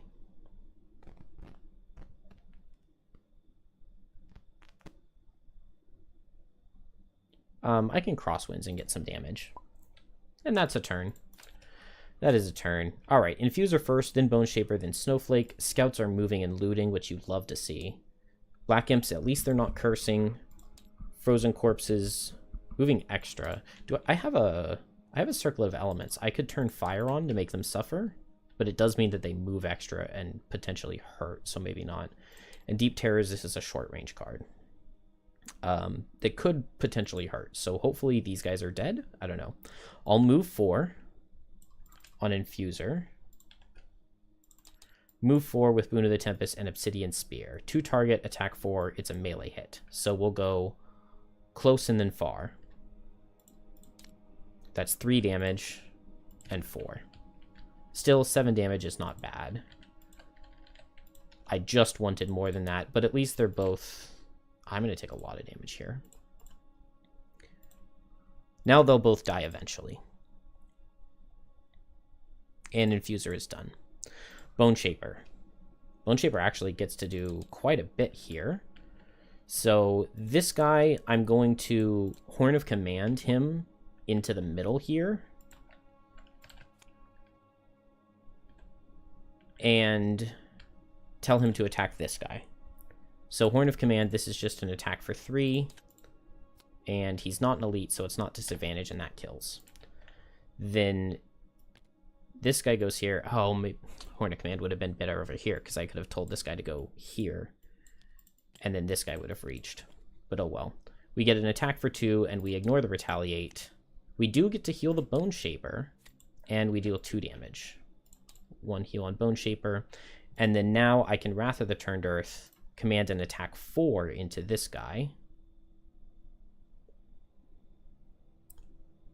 Unless I want to hit here, but I deal more damage over here. So attack 4 into this guy. It will deal 3 and poison. And then I get to heal 2 because an enemy has died this round with Fell Remedy. And we're relatively healthy. Yeah, I have my armor, so I can block a big hit into that guy. Protective Scepter is only range 2, which kind of sucks. But it's fine. Yeah, I wanted to set up a good White Winds. I just didn't have enough movement. I should have played the move 8 jump on turn 1, I think. Move 8 jump on turn 1 and something like Polar Vortex or White Winds to pull enemies in, or not White Winds, the level 5 card, Whipping Gale, to pull enemies in for a White Winds. But I wasted Tornado for the movement, and then I just didn't have a good setup for White Winds. I could have hit 3 or 4 targets, but I wanted more than that, and maybe that's just being selfish, because I need to just kill these Black Imps. The Frozen Corpses, I want them dead, obviously, but the fact that they just get replaced by these green standees if I kill them, so Black Imps are definitely the priority. And Snowflake, I think, gets a relatively decent turn here. I can use this Enticing Breeze, get an attack 3 at disadvantage in the Black Imp right in front of me. It's disadvantage, so it's 0 or +1. So the 0, I deal 3 damage, but then I pull him towards an ally, so I'll pull him towards this scout, which is up this way, and then he dies right here. And then with my bottom, I can pull an ally or an enemy, so I'll just pull this guy. Range 4, 1, 2, 3, 4. Yeah, I don't reach that guy. So I'll pull this guy in, he'll suffer 3, and then I'll just run away. Maybe before I run away, I'll go ahead and shield this guy, because he's going to take a bunch of damage. And I'll just run 3 over here with my Protective Scepter. And that'll finish Snowflake. Scouts are just going to loot, so I love that for them. That means that this guy moves here, which is fantastic. And then the Black Imps. Oh, I could have turned that ice into fire with Circlet of Elements, but then the Black Imps would have just eaten it, so it doesn't really matter.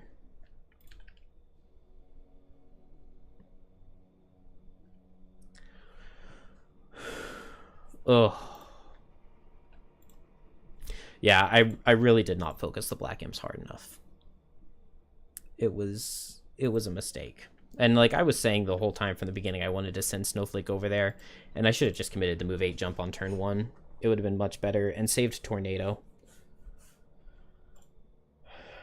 Alright. Multi-target on these guys. Reduced attack, but with poison. And poison is not the worst thing. And they do have 1 movement. So this guy backs away, he'll hit here, and he doesn't reach the other guy with just 1 move. So he's just single target. Reduced damage, so he's attacking for 3. Both of these guys, this guy wants to hit me, so he'll step this way, but this guy can't see anybody else, so he'll just step back. So this guy hits here at disadvantage, attack for 0, and all he does is poison, and then attack for 1 into me does 2. And then I could step back, but I don't need to. Is that it for Black Imps? Yeah, because the one over here is dead. So only 3 left. It's maybe not the end of the world. Frozen Corpses, Elite 2. He has moved 2. And he's going here. So move 2 towards this guy. This guy has moved 2 and goes here. So Poison Shield counteract. So this is attack for 5. He does 6. I love that. And then one more elite over here. He targets my skeleton. So attack for 5 into skeleton. +1 will kill. That was skeleton number 2. So this goes down, and then this guy becomes number 2. Then normal number 1, disadvantage attack right here. So attack for 4.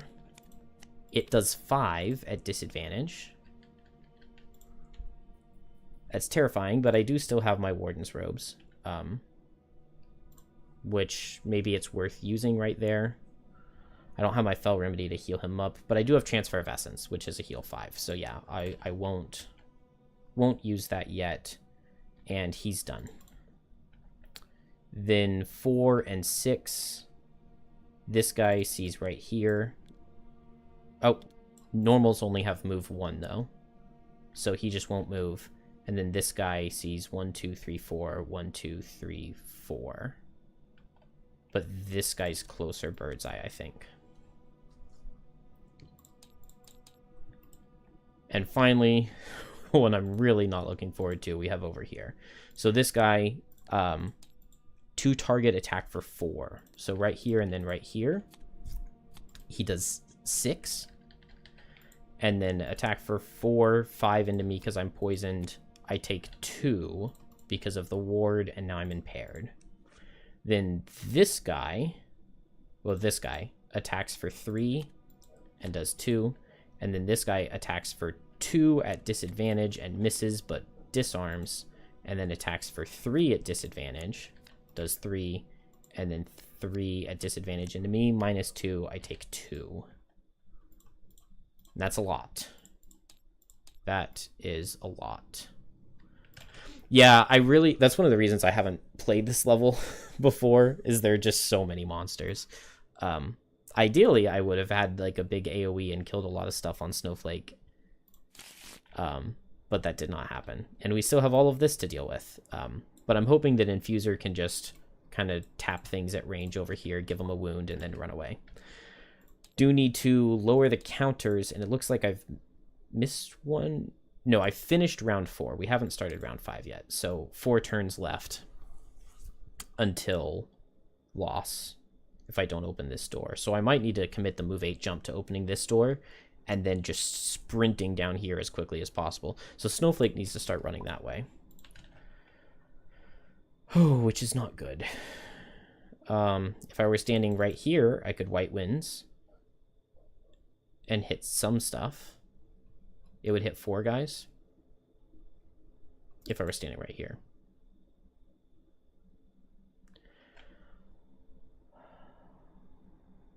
Man, I really screwed up Snowflake. If I were right here, I could get a 2 target White Winds. All right, maybe I'm just healing and running this way. Healing with Snowball and running up this way. Man, I need to get something going. Not good. Not good, not good, not good. Boneshaper, I want to go fast and heal the Raging Corpse, which I can do with Transfer of Essence bottom. So I need to go faster than them, so I think I'll just play Exploding Corpse for the speed. Infuser, I cannot use any items. I guess I like the idea of warding myself, but I really would love to just get out of there. But that doesn't look like something that can happen. So maybe I desperate throw this guy and then hope that it's just like a range 3 attack. I don't know. I don't know. Do I short rest Snowflake here? Something like moving over this way and a polar vortex seems kind of appealing. Or maybe just like running in and making hazards and getting like a big circle of hazards right here. I really like that. Maybe I do that. Move in 3, heal the poison off myself or something, make some hazards right here. This guy suffers because he's in a hazard with Cold Snap. And then it gets me kind of closer for move 8 jump. 1, 2, 3, 4, 5, 6, 7, 8. And then 1, 2, 3, 4. 1, 2, so 2 move 3s after that. I do feel like I have to short rest just because I messed up my cards so badly. Crosswinds I wanted. I wanted to use the Polar Cat, but that might just not be something that happens here. We may just not end up using the level 6 card. Heal 4 Bless is good, though. I would love some Heal 4 Blesses into Infuser. They're just kind of far away at this point. Whipping Gale. Is there any way for me to Whipping Gale and get insanely good damage? If I'm standing here and I Whipping Gale, I can kill this Black Imp with a 0. Yeah, you're definitely right. More hazards and then just Whipping Gale and like Enticing Breeze bottom to push and pull through a big circle of hazards and get a tornado going and hit everything and make them step into them. So I probably want that first. So we'll go White Out Cold Snap. I just don't want to run super fast. I don't want to run in there super fast. Maybe we'll go slow and White Out Cold Snap. And maybe this guy will have moved down here, and maybe I set the hazards here. And that's kind of better for this choke point. The only problem is I need to make sure that I'm close enough to this door that I can get there. But move 8 jump does help with that quite a bit. And we're ready. Infuser, Boneshaper, Scouts are attacking at range with Impair. Frozen Corpses, what's 42? I think that's Hasty Assault, so increase move, reduce damage, and consume ice for Brittle, but there is no ice. Black Imps, this is multi-target, but there's no element. Multi-target Curse, which is horrendous. And Deep Terrors attack at range 4, which I really did not want to see. I guess maybe unless this Scout is alive somehow. It's a pretty big somehow. Pretty big somehow. All right, Infuser first. I'm impaired, so items don't help in any way. I guess I could theoretically Dancing Slippers, because it won't be my turn anymore. That's true. I do definitely need the top of Lifting Gust for the push 4. But I might just need to move 8 just to reach that door in time, because neither Infuser or Boneshaper is making it over there. I need to just get Infuser out.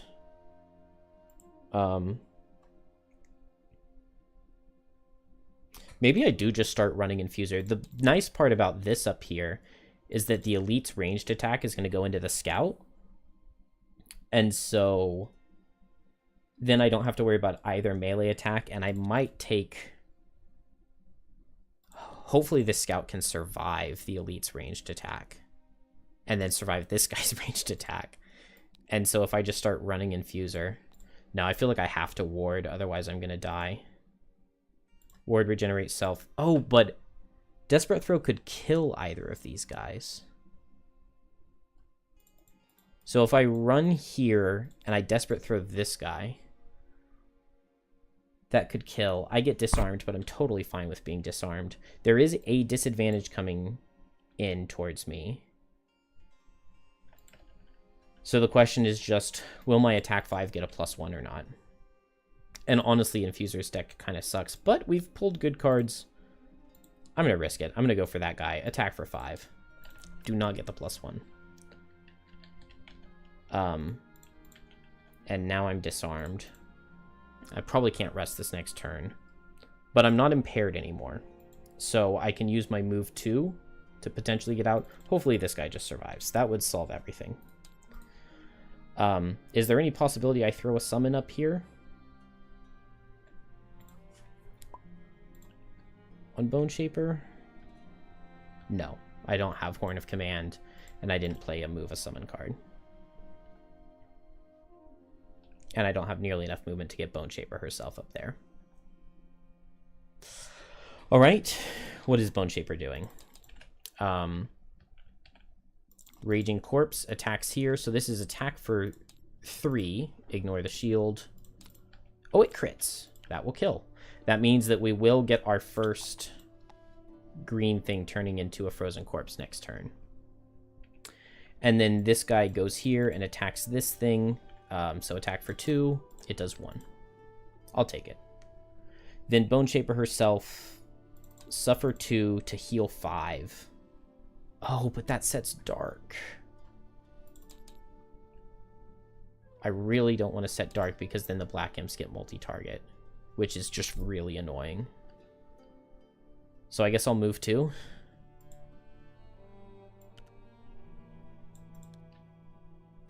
And then I can poison this guy, and I can strengthen, I guess, this guy. And maybe I'll strengthen the Scout. And then maybe he'll make me proud. That's guy number 6. This is guy number 3. This is guy number 5. So guy number 3 will back up and shoot the Frozen Corpse.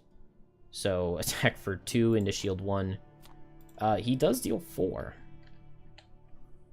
Or no, 3. This guy also targets the Frozen Corpse. Misses. And then this guy is strengthened, so he's going to crit. No. He gets a +1, so that's 3 damage. And it's not enough, but it's close. That's the Scouts. This guy's disarmed. Please tank a hit. Please tank a hit.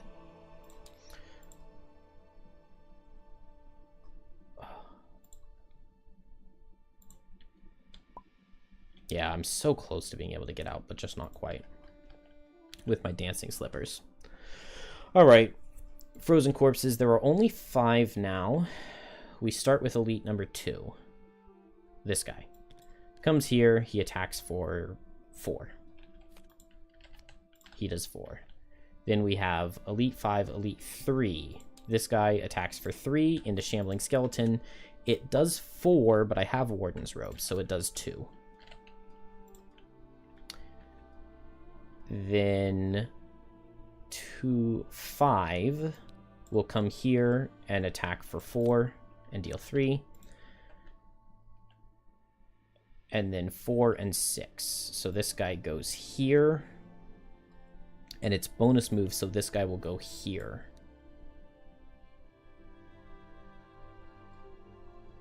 And yeah, the scout is faster than Snowflake, so he does go that way.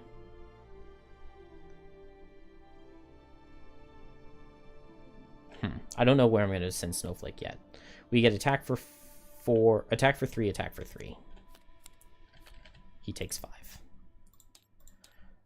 Black imps, just single target because I didn't set any elements. So attack for 3, does 2 and curses them.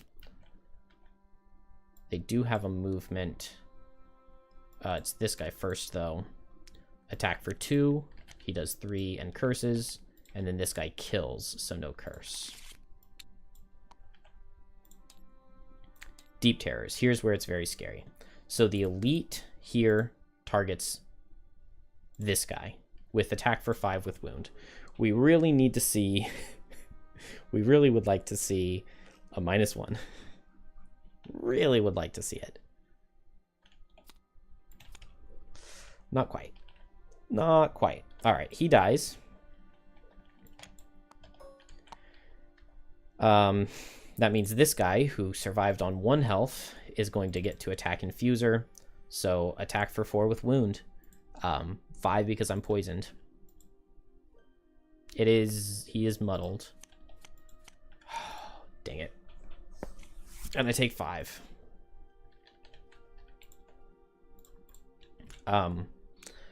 I can dancing slippers, which I guess I'll do. Get a little bit further out there. And then this guy is still in range. Just barely still in range. I do have my armor, so it is disadvantaged. So maybe it does not miss. So I have to lose this card. Maybe not the end of the world, but unfortunately I can't long rest. I have to short rest. And I don't have to move 3 top, which would be really good here. Maybe I can get a heal from Boneshaper. Not good. Not good, not good. I have move 3, heal myself, make 2 hazards. Or I guess I could move 2 and attack with whiteout, which could maybe kill like 2 black imps, but the hazards is definitely probably better. I want to make them in a clump. So I could go here and put them under these 2. And that's not horrible, but I think I'm going to come up here and make them here. And it doesn't help yet, but it gets me closer to this door. And when I spawn, it'll be better. Sets ice as well. And I heal the poison off myself. End the round. We lose a thing on each of these doors. We have to open this in the next couple rounds or we lose. And then this one we've got some time on. Allies are very dead. I wish I had Whipping Gale again. What are my options here? Tornado is just not very good yet, I don't think. I guess I could put this guy here, and then Tornado's not bad. Because we do need to spawn one enemy. I lost Crosswinds on the short rest. Crosswinds, pull this guy in, and Lifting Gust and push him back would be so good. So good with these hazards right here. I do have Polar Vortex, though. That is quite good. So maybe Polar Vortex top, Tornado bottom? Let's see. If I Polar Vortex this hex, I can pull this guy in. I guess I can't pull that many people into this setup of hazards, can I? I just really want to find a way to kill these black imps.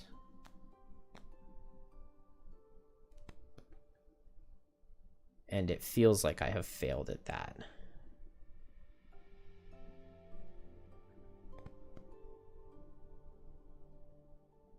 Okay, I can do this hex. Pull this guy 2. Pull this guy 1. Pull this guy 1. And then tornado and push this guy down and kill him. I like that. Problem is initiative. And it's quite bad for initiative at 59. So maybe not tornado, maybe just go fast and run away and pull them in. And soon we will have a big factory of hazards set up. I probably really want to go fast and heal Infuser. Infuser just has to short rest, unfortunately. I'm disarmed.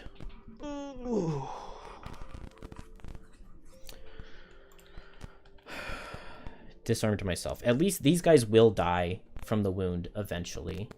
I guess I kind of want to get Infuser down here to start wounding these guys.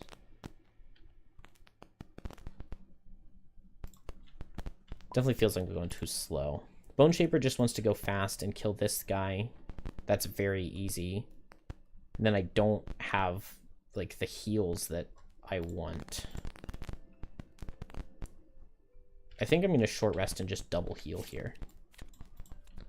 We'll lose that skeleton, it's okay. And I'll just heal with Fell Remedy and Transfer of Essence both. Which means that Infuser just needs to go faster than 30 and move down. I do not want to lose Desperate Throw, but I have to. Because if I take a damage, then I'm dead. Can't attack on this turn, and I don't have my top movement card. So that thing would have been very, very good here. Yeah, I just have to move down faster than 30. Nothing else I can really do. And then with my top, there's also just not much I can really do. I can't even set an element. I guess, well, I could brittle if there were anything to brittle, but I don't think there will be. That's okay. Let's save Crystalline Aegis because I need to regenerate myself, I think.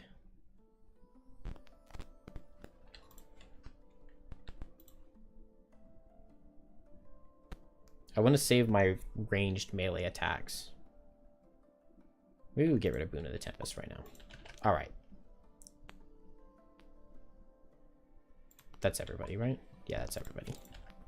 Still feels possible. We have a Snowflake, so it should feel possible. All right, Polar Vortex. I think I wanted to designate this hex, and then I can pull everybody towards this hex. I didn't spawn an enemy, did I? 1, 2, 3, 4. Am I missing 2? Oh, no, 5. All right, let's just spawn them right here. There's a clump here.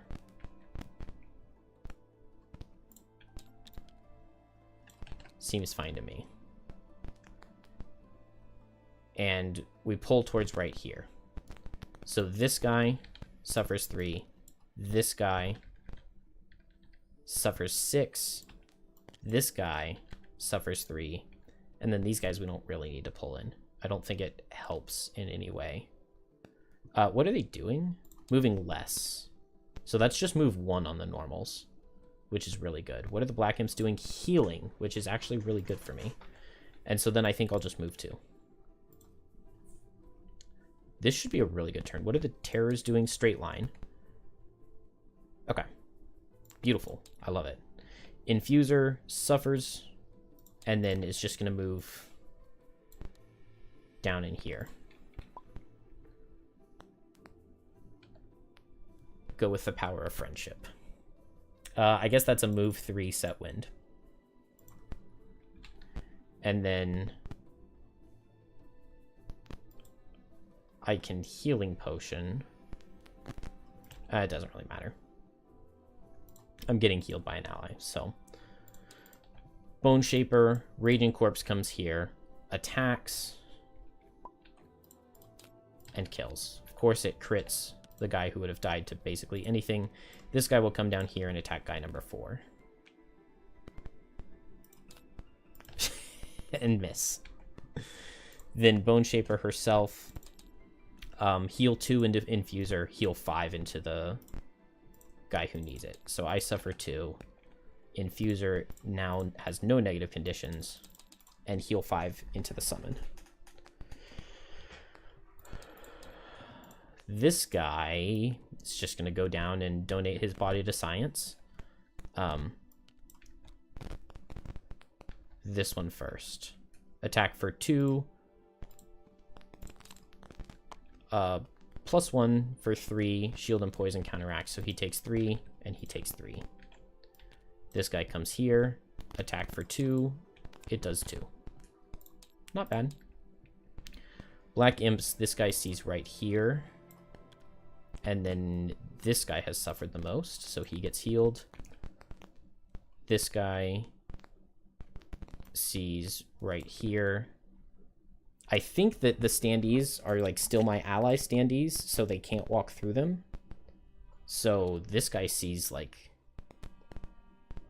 Oh, does he see a wall everywhere? This is walled off. This is a hazard. This is walled... No, he can walk through his ally. So he sees 1, 2 to get to this hex. And then he's suffered 7. This guy's suffered 7. This guy's suffered 12. Oh, and this guy would have healed himself. Deep Terrors, straight line. There's nothing, but we get a death, a suffer, and a suffer. And Frozen Corpses. Moving for less, so 2 on the elites. This guy will attack here and kill. This guy has moved 2, and he sees this hex, so he goes 1, 2. This guy also sees up there. He moves 1. And then guy number 4 can only attack right here. It's attack for 4, though, so he kills. That was skeleton number 1. And then this guy sees right here. He attacks for 5. They set ice. And that's all of them. And then they'll get 1 more.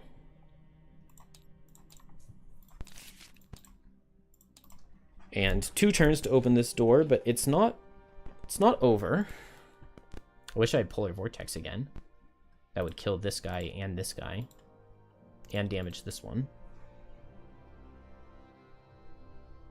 And I could do it from this hex. Pull this guy down, pull this guy, he would die, pull this guy in. That would be nice, but not quite. Oh, I have Whipping Gale, though. I'm just not in position for Whipping Gale. Dang it. Maybe Lifting Gust Tornado. I could move 3 and go ahead and open this. I also have the Raging Corpse coming. I think I'm going to put the Frozen Corpse up here.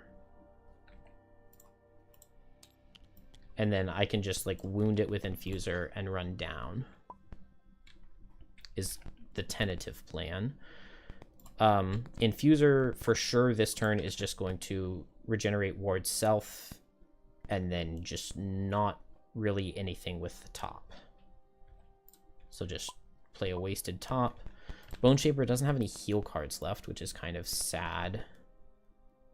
And Raging Corpse can't reach because of this. So maybe I just go late and I'll summon. And then next turn I'll heal with Flow of the Black River or something like that.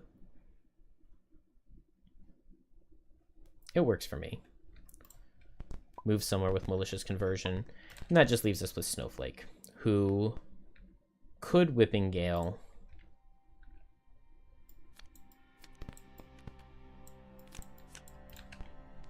Could Tornado, but things are quite spread out at this point.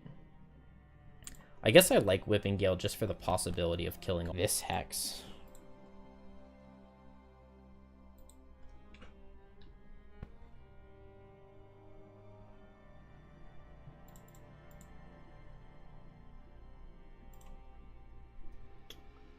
Refreshing Flurry. The only problem is that I just don't get all that much from the...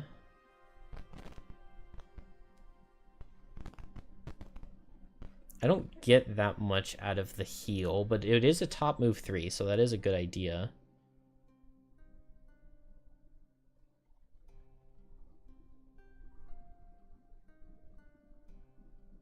Yeah, open the door, go like Tornado, Refreshing Flurry, move 3, and then move 3 jump over here. This is walled off for them, which is kind of nice for me. And then after that, I can move 8 jump and open this door. I'm not sure if I open this door with Whipping Gale, if I can just kill everything in here. Because I know there are a bunch of traps in this room.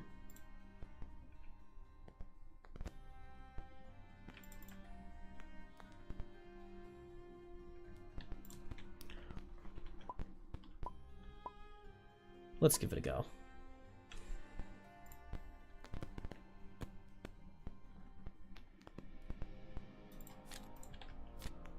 No attacks from Black Imps. And I can set any element, which is actually really useful. Not that 3.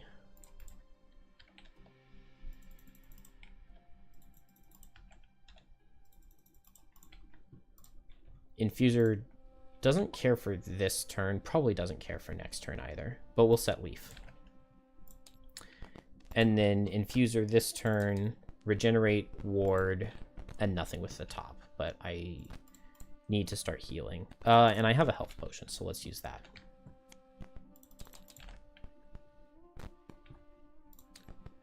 Frozen Corpse extra move is definitely not what I wanted to see.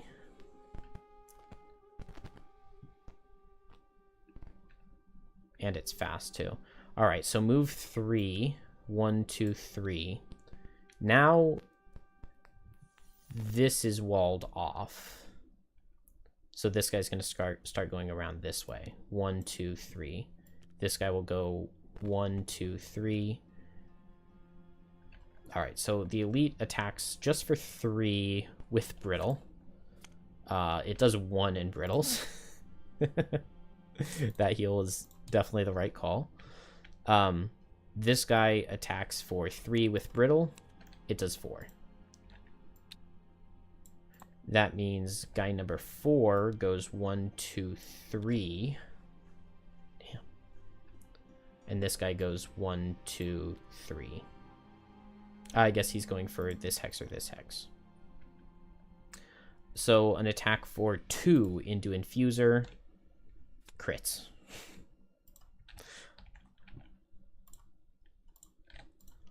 Didn't think I'd have to be using that yet, but oh well.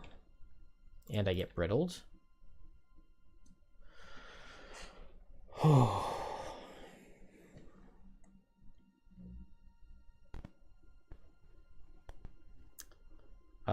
Scouts are all dead. So it's Snowflake. So I will heal myself, eat the wind, and get a move for 3.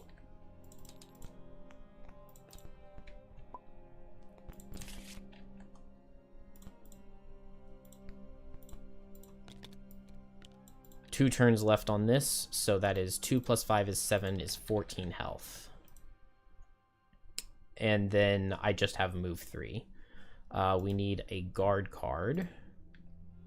And Deep Tears are straight line. That's quite good. He's shield and retaliate. Not the best. Then I've got move 3, so I can go right here and push this guy into the hazard with Tornado. Or I can go here and I can't push. But it is range 2 on the push, so I think I'll take the 3 damage on this guy. Deep Terrors, straight line. We get a death. a suffer. How many deep tears are there? 1, 2, 3, 4, 5, 6, 7. So I just perfectly set it up so that I don't...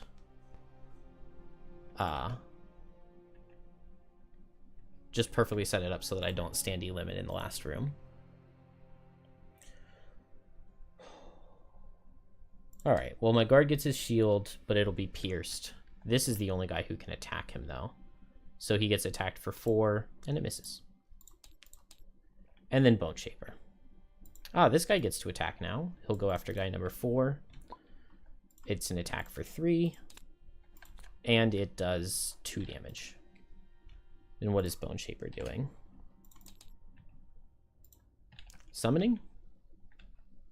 Yeah, I'm not going to be able to kill anything with malicious conversion, so I guess just summoning, and it will help tank.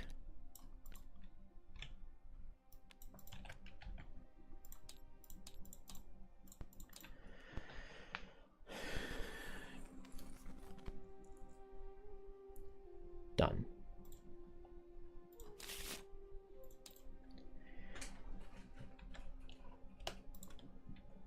It feels doable.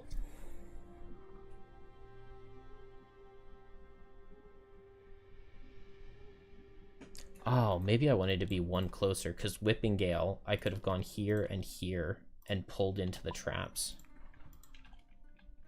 It's a little bit late now.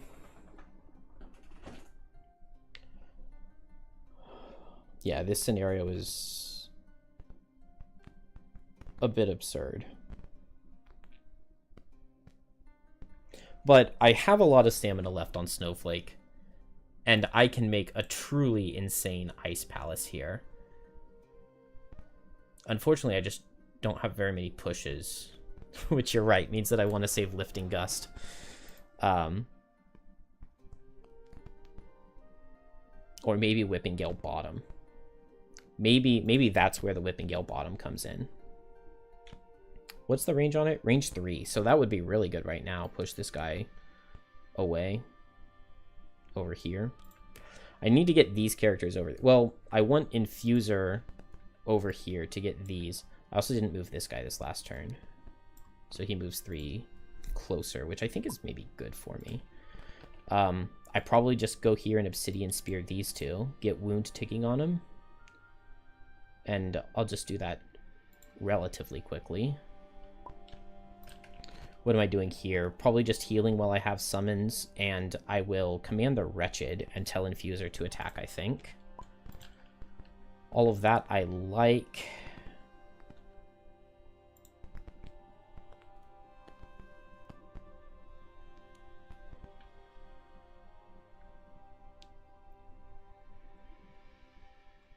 And then here, I think I'm just going to burn the Lifting Gust. 1, 2, 3, 4, 5, 6, 7, 8.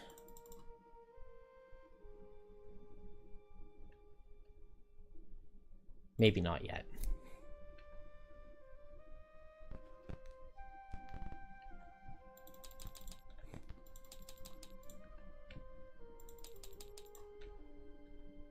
Let's Whipping Gale.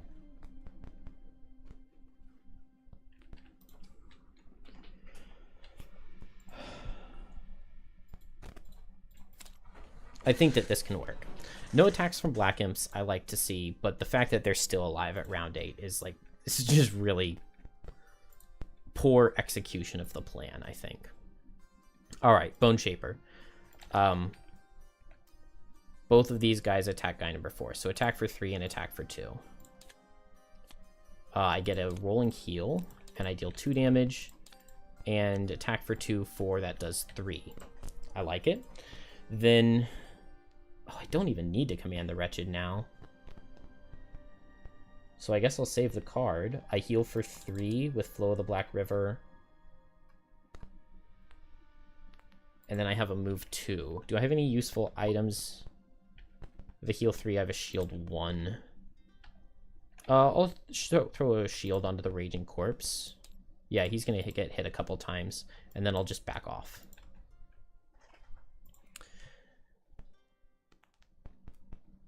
Infuser's not going to get hit, is she?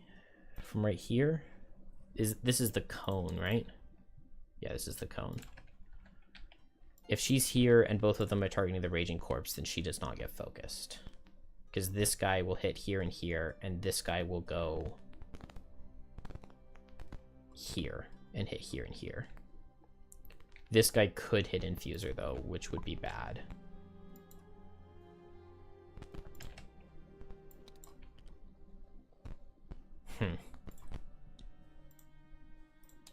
I don't know. I get muddled, which I don't like. And these guys get strengthened. And that's the Black Imps. And now Infuser. I really wish I had a way to heal.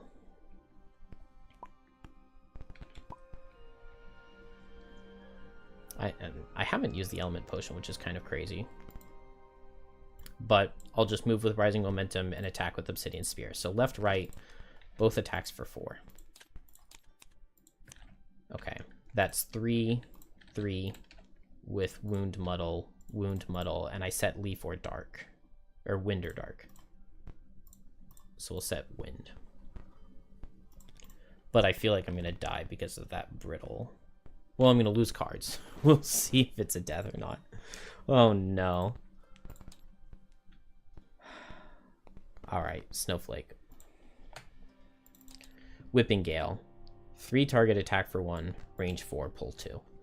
Definitely going to hit here and here. Oh, I'm not standing right here. I don't know why I was thinking I was. I can hit this guy, but I can't pull him, so that's a little underwhelming. Is there any chance I step here?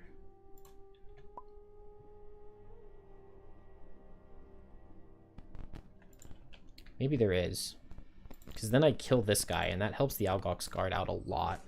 I think I will just step 1 here.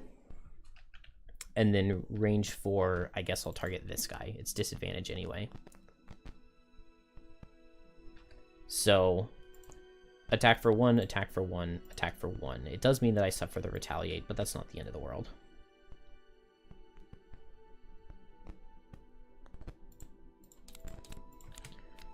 Draw the Bless on an attack for 1. I do deal 2 damage and kill this guy. Then attack for 1, disadvantage. We ignore the rolling, which sucks because that's a really good rolling card. And that heal would have helped so much on Infuser. We get whichever one of these is worse, or we get the first one. So that's a +1. That does 2 damage. And then 7. And poisons, and then I take 3 retaliate. And then I guess right here... Yeah, it's just a disadvantaged attack for 1. Heal an ally or +1, that's ambiguous, so it's the first one, right? So I will heal Infuser for 1, because I do have line of sight there. And that works. And it does 1 damage. And I'm no longer muddled, and I set Wind with the Whipping Gale. And we just did a default move, so I still have Lifting Gust. What's the Deep Tear card? I get immobilized, but this is round 8, so I don't lose yet. Unless my guard's got me. My guard has totally got me. He just needs to not miss. He did not miss. And he kills the Deep Tear for me. That's really good. He should win this 1v1 too, I would assume.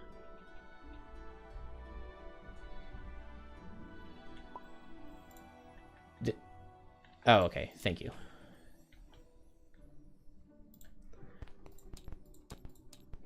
And then that was the guard. So now it's the corpses. And this is not fantastic. So move 2 on this guy. He sees 1, 2, 3, or 1, 2, 3, 4. So he goes this way. And then he's not going to be able to reach multi-target. So he just steps 1. Attack for 3 into shield 1. It does 2. And I do not have my Warden's Robes. So Raging Corpse probably goes down here. I wish I had the Putrid Cloud. Putrid Cloud feels like it would be good here.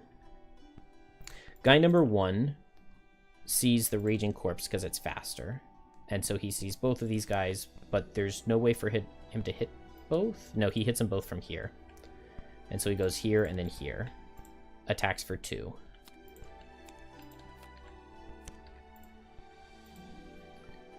Then guy number 3 sees this.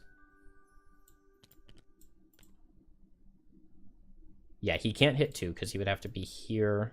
No, he hits 2 from here. So attack for 2.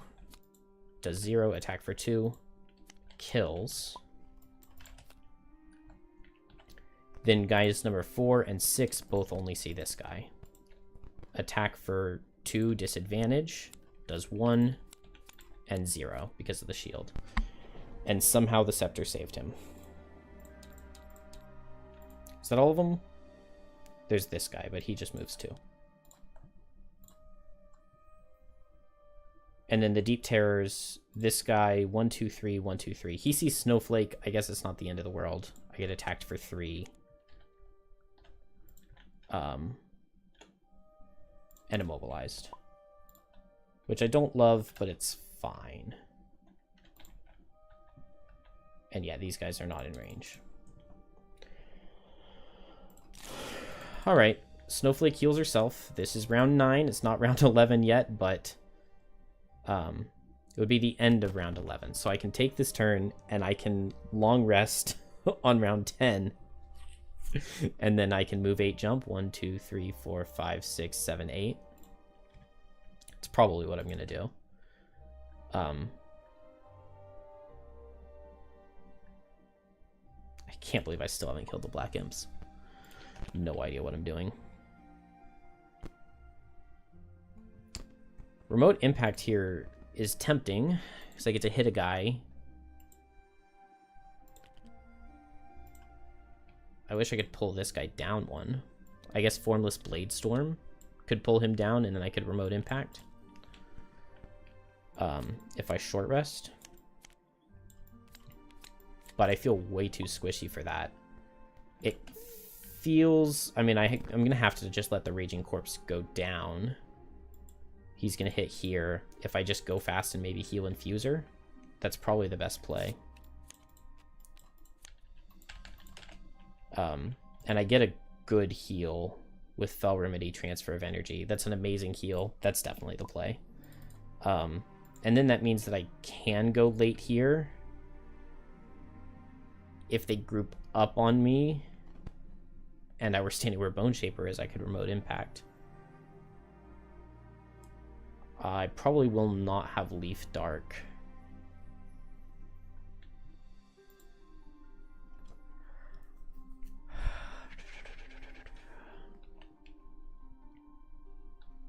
I could long rest here. I'm going to be healed, so I'll be healthy. I have Circlet of Elements and Element Potion. I'm really wanting to long rest here, I think. Trying to think of what exactly my win condition is. I need to get down here and get wounds on these guys, but Remote Impact hits both of these, and then I just need one more hit on this guy. And that's probably all that I need out of Infuser. If she could survive for a little bit longer, that would be nice. I need to get like 8 hazards set up with Cold Snap, and then just Whipping Gale these guys through them. I need to kill these Black Imps, and I will Lifting Gust to open this door. And then there are just so many frozen corpses that I need to kill after that. Hopefully Algok's Guard wins the 1v1 up here. If he doesn't, that'll be bad. I guess I can Enticing Breeze him this turn. Yeah. No reason not to. Maybe I go for this guy. We'll just see who I need to target. It just doesn't feel very good to play Emerald Edge Remote Impact. But I'm just gonna do it. We're just gonna go. We're just gonna see. What do we have? Extra damage from Black Imps I do not like. Oh, but I can kill this guy. I'm gonna go for that. So Snowflake is gonna Enticing Breeze this guy and then pull him towards an ally, which is over here. So we just need to see not a miss. And this thing dies. Ooh. Nice. That just straight up kills because it's 6 damage. And I get a heal ward ally. Who am I heal warding? I have line of sight on everybody. Can't heal ward myself. Do I go for the Raging Corpse?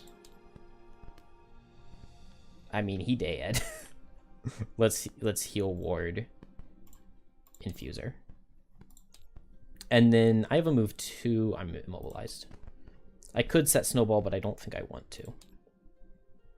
Boneshaper. This guy attacks up here. Attack for 3. He does 2. Honestly, this Raging Corpse has been pretty good. The first time I've ever played him, he has not disappointed. Boneshaper herself has done pretty well. We will heal for 9 and suffer 2.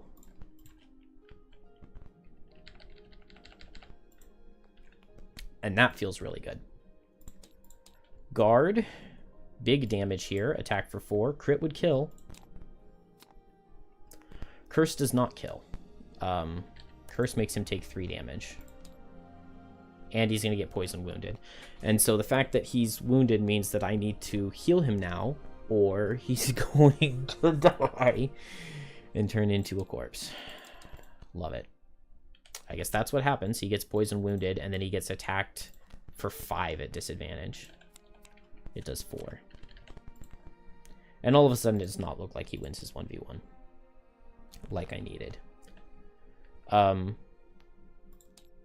I just skipped over the frozen corpses, which would be really nice. But I should probably give them turns. Move extra. So move here, attack for 3, kills the Raging Corpse. This guy moves 1, 2, 3, 4. 3, 4. That's kind of insane. This guy moves 1. This guy moves 1. This guy moves 1, 2. So I get attacked 3 times. The last one at disadvantage. It's just attacks for 2. So I take 2 damage and then attack for 2, and I take 0 even through the brittle. And then this guy has move 3. 1, 2, 3.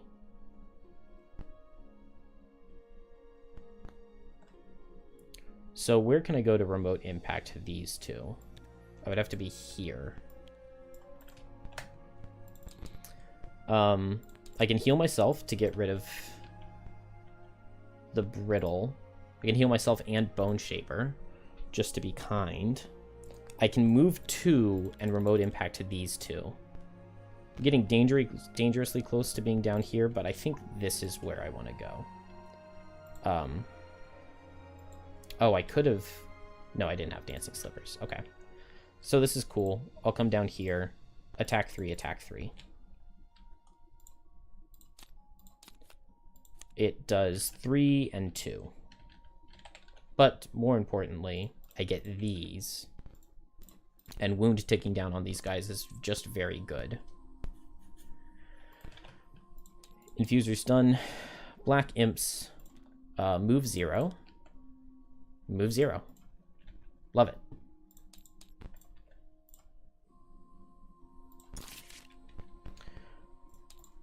Alright. Start of round 10. So we do not lose this yet. In fact, I have it wrong. Right? Because it's... It starts with 11 tokens on the door, and you remove one at the end of each round. So at the end of round 1, it goes down to 10. I don't know. I'm way too tired to figure out if I have to go this turn or next turn. I'll just short rest and go this turn. I'm not losing Whipping Gale, though. Cold Snap.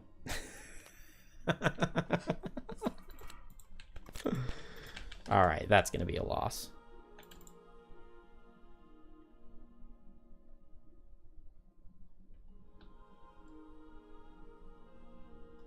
Can I Polar Vortex? 1, 2, 3, 4, 5, 6, 7, 8. 1, 2, 3. I think that works. I'm not sure if it kills everything or not, though. I know Whiteout would kill everything in this room.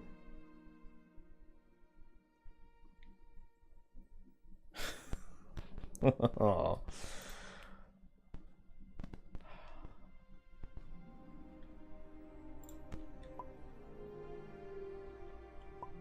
This is like the most disappointed in Snowflake I've ever been. And it's definitely not Snowflake's fault. It's definitely my fault, but feels easiest to say that it's Snowflake's fault. What can I even do on Boneshaper now? I just have no summons. I mean, I guess I could move and Malicious Conversion this guy, but I've lost 2 of my skeletons. And my lost summon. Those are the only cards that I've lost, are summon cards. So, I mean, I guess move Malicious Conversion this guy, but that's not amazing. I can't life and death for myself. Maybe I just go late and I go for an Exploding Corpse. I like that. Just get surrounded, lose a whole bunch of cards to damage, back up, summon the skeleton where I am, and then just Exploding Corpse him next turn, and go out with hopefully like an attack 5 and an attack 4. We'll go for that. Meanwhile, down here, I have a lot of cards on Infuser. It should still be possible. Can I long rest? Not really. I could move 4 and remote impact. The problem is that I don't kill. And then I don't have any of my items, and I'm not healed for this brittle. I could lose a different card on the short rest to get rid of the brittle.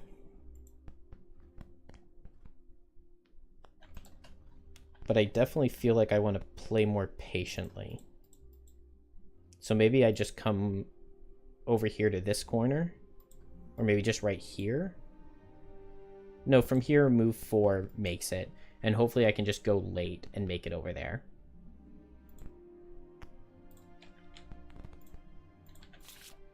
Alright, Crystalline Aegis is fine. Do I... Oh, did I lose... I lost Desperate Throw. Dang. I was thinking Desperate Throw this guy and back into this corner, but that doesn't really work.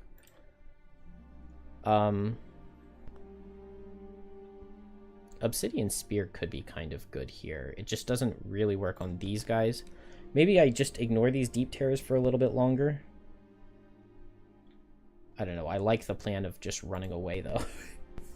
Running away sounds nice to me. Unfortunately, 72 is like not really late enough to ignore Deep Terrors. I'll play move 4 with remote impact, and hopefully the Deep Terrors are in a straight line. If they're not in a straight line, I just don't go in there, and I just hit the guys. I just go in there the next rest cycle. We've got a 1 in 3 chance that it is straight line. I don't hate those odds. And Snowflake, I have to Lifting Gust this turn, and I just don't know if I'm playing it with Whiteout or... Man, losing Cold Snap is so bad. Let's try Polar Vortex. And we'll just double get straight line. And it's fine. Snowflake, move 8, jump. 1, 2, 3, 4, 5, 6, 7, 8. What's the Black Imp card? Nothing special. There are only 2 guys in here? 1, 2, 3, 4, 5, 6, 7. They're not stand E limited.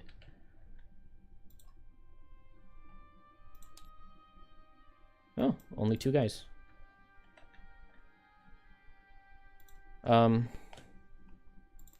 Well, Polar Vortex does not work the way I thought it would.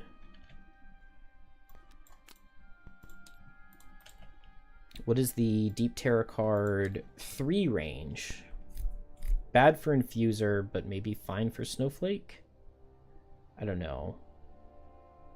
No, not good for Snowflake.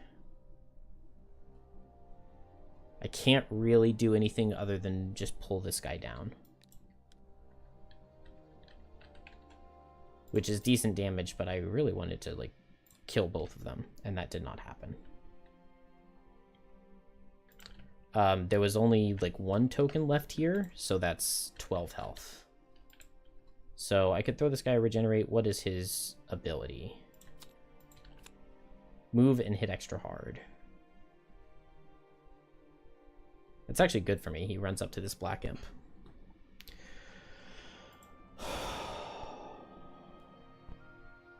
All right. Now I have to figure out what to do on Infuser. Guard does not get retaliated on, which is good. Maybe he can win up here before he dies. Maybe. This thing should probably be dead.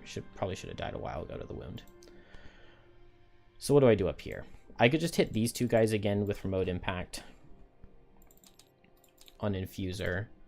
I don't have the elements for Boon and the Tempest, which I don't really want to do anyway, I don't think. I could come down here and get these two guys.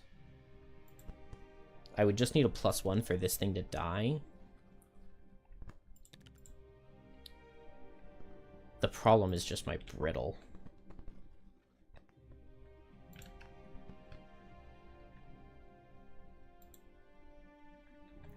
If I hit up here, there's definitely not anything amazing for remote impact to hit. Could go here, but that's suicidal. What's the corpse damage? A lot. They're definitely going to surround the Boneshaper, like I was suggesting. I feel like this guy didn't move, but maybe he did. I really don't know what to do.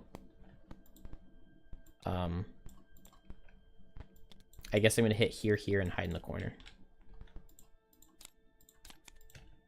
So that's 3, 3. Guard suffers from his wound. Attacks for 4. Let's not miss. Okay. It's going to be really funny if I lose this scenario because this guard lost up here. Black Imps. This guy has move 1. Let's see. From right here, he could hit 1, 2, 3, 4. Versus here, 1, 2, 3, 4. So he can hit either Guard or Boneshaper, and Guard is faster. And then this guy can just hit Snowflake. So attack for 2 with poison does 1 and poisons. That's really bad. Snowflake have... Oh, Snowflake has Dancing Slippers. It is no longer really bad. Because I'll just come out here now. Also, it would have been disadvantage. I'm sure I've forgotten this Cured Leather Armor. I just haven't used any of my Snowflake items at all. I just haven't done any attacks. All right, Deep Terrors do nothing. It's just this one who attacks for 3, 4 because of the poison. Okay, he needs to kill this next turn. But it's possible. It's definitely possible. This guy moves 1, 2, 3, 4. And kills. And then corpses. So this guy, 1, 2, 3, 4, 5, 6. Yeah, he definitely goes this way. 1, 2, 3. This guy, 1, 2. Disadvantaged attack for 4. Okay, Boneshaper loses a card. This guy, disadvantaged attack for 3. He misses. This guy, regular attack for 3. He also kills.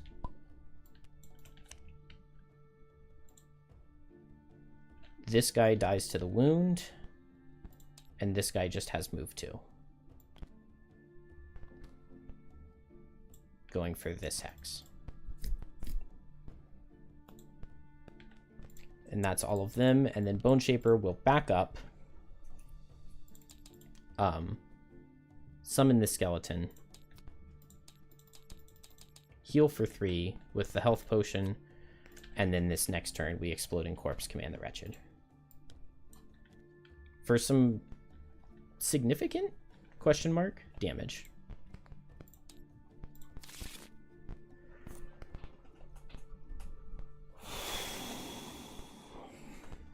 All right.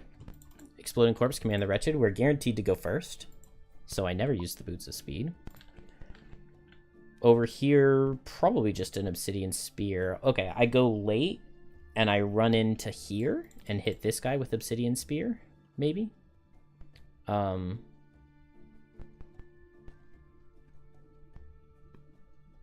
works for me. escalate. Maybe I pull in with Formless Bladestorm. Move 2, pull this guy in. Then I can't hit with...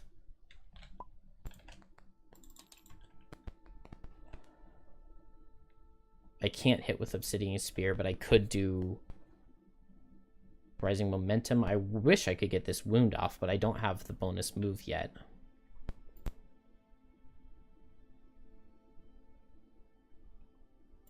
Yeah, I do need a Frozen Corpse. I don't want a Frozen Corpse, though. Also, don't know exactly how I'm going to deal with these.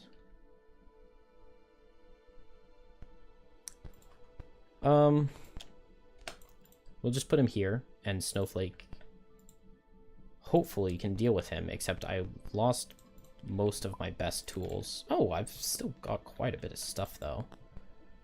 Tornado Enticing Breeze. I guess I move Whipping Gale's range 4. So from here, 1, 2, 3, 4, and I kill the Black Imp and pull this guy in.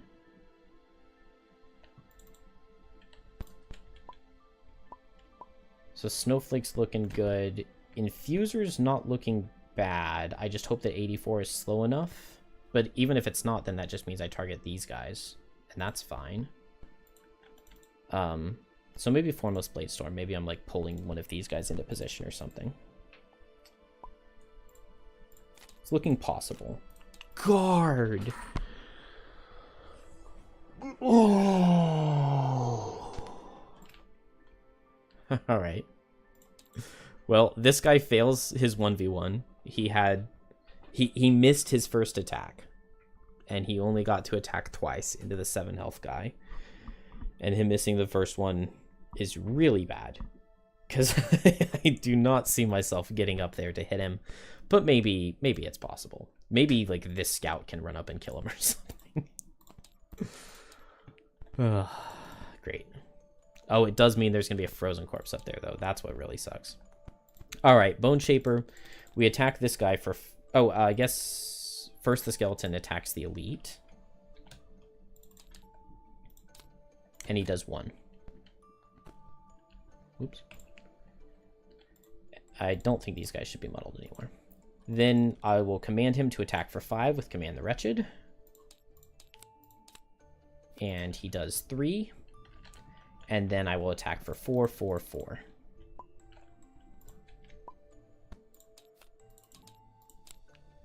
That's 3 damage and a poison.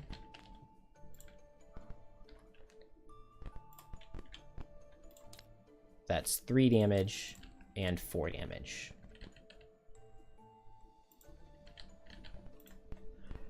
Not bad. Could have been worse. This guy comes down here, so I do have 2 cards in hand as well. So I'm not even theoretically dead.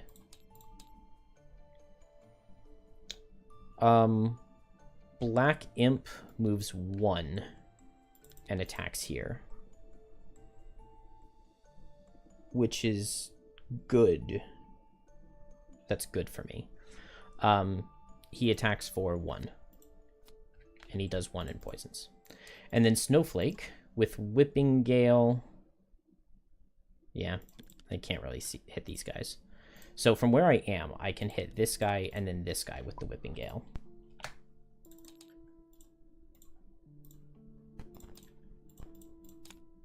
Okay, that's 2 damage and heal an ally.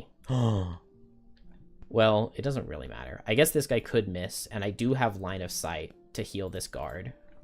So theoretically, that was 2 damage into this guy and then 6. And then this guy, it was 1 damage, and then 3. That is it for the Black Imps. And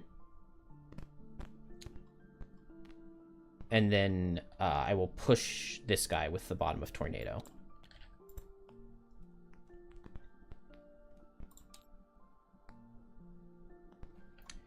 Infuser. Oh, okay. Deep Terrors, straight line. So he pierces the shield. So this guy only survives miss. And it's the crit. It's the exact opposite of what we needed. Maybe still theoretically possible. Infuser. What on earth did I play on Infuser? It's Infuser before Frozen Corpses. So Formless Bladestorm or Obsidian Spear. I am after the Deep Terrors.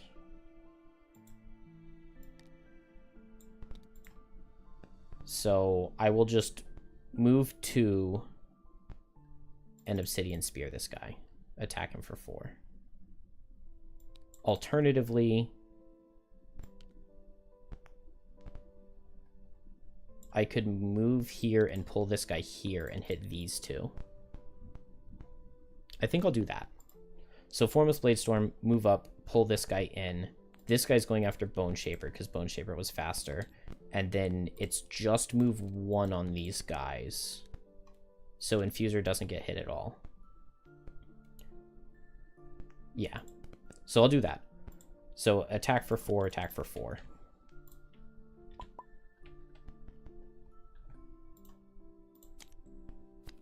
Okay.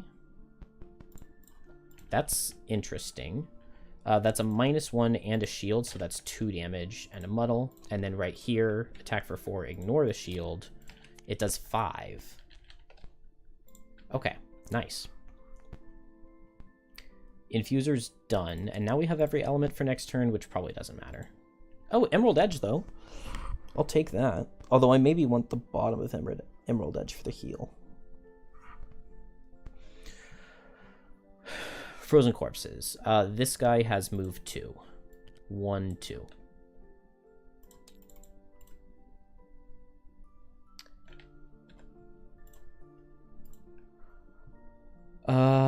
This guy moves here and hits Boneshaper. Attack for 5. It does 4. We live those easy. This guy, attack for 4. It does not miss, so we'll lose 2 cards. And then this guy just move 1. I guess he sees this hex. And then this guy move 1. He sees this hex. And I mean, this whole situation isn't all that bad. Hit this guy and start running over here. And then just come back here eventually. This guy will come here. And he hits hard. This is attack for 5, but at least crit does not kill. He only does 3. And then our scout gets to hit him. I don't think that kills. That's 5 -1 -1 is 3. I would have way rather that kill. That's okay. It looks doable. Looks quite doable. Boneshaper can long rest here. I think that's the first time I've clicked long rest in this entire scenario. Okay, this guy dies. This guy dies. These two are both low. They are in a remote impact. I really want to get Emerald Edge off. Move to wound. Move to Emerald Edge.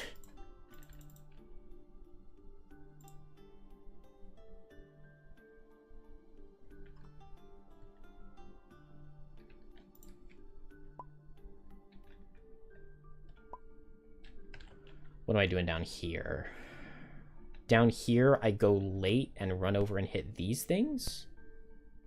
The only problem is that I don't have any allies to pull them towards in this direction.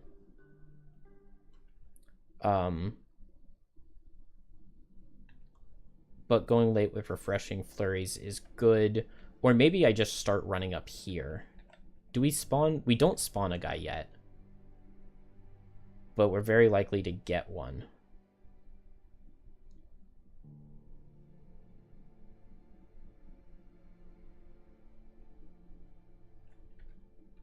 I think I'm going to just heal this guy and heal myself and run up here to kill this thing.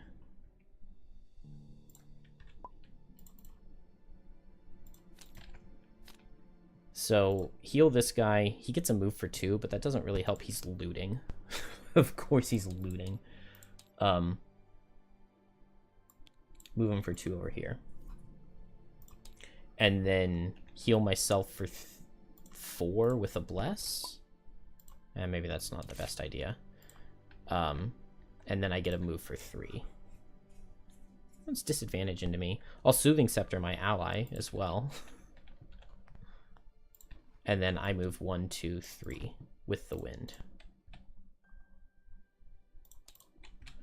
All right. And now it's just the scout who goes right back here and is the focus. And he grabs the loot. Love it. Frozen Corpse. He can hit both of us from right here. So that's dumb. I guess we do over here first, though. Why did I not take any turns? Oh, I skipped Infuser. That's why I didn't take any turns. So Infuser has, I guess,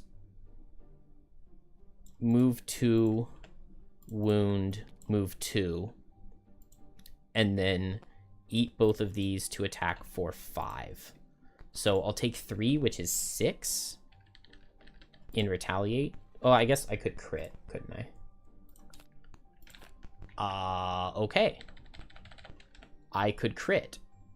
And then I don't suffer the retaliate. And now I'm just warded and brittled. And that guy's dead.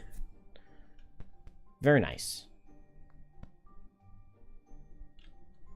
And then the scout, and then now the corpses. So this elite dies, and that is all of the elite corpses.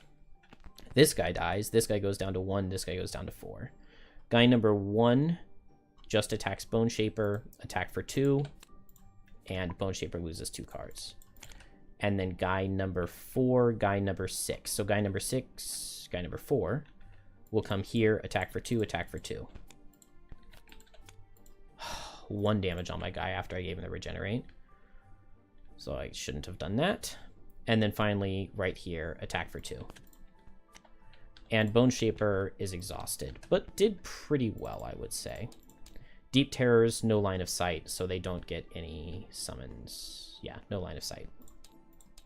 And Boneshaper's done. Okay. Now the problem is that we get a lot of spawns. We get 3 spawns. So let's do here. Probably here.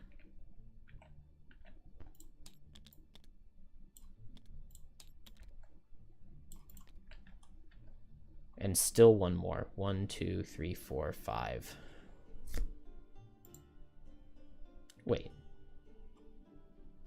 Oh, because I crit that guy. That's where the 3rd kill came from. Snowflake, what are we doing here? I have Enticing Breeze. I mean, it's probably got to be this guy, right?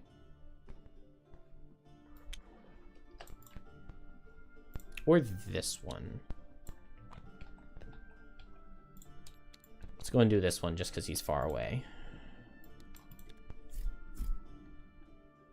But once again, I've messed up Snowflake. I guess I'll just kill this guy, right? We'll just heal up and kill this guy.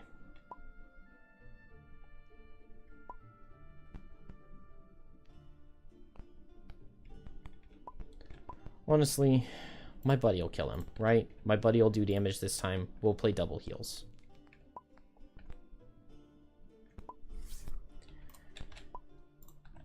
Infuser. Yeah, it definitely feels like short rest. Hit this guy and run this way, or hit this guy. Oh. Okay, I run towards Snowflake for now. Emerald Edge is fine to lose. I feel like I was pretty unlikely to get anything more out of that. And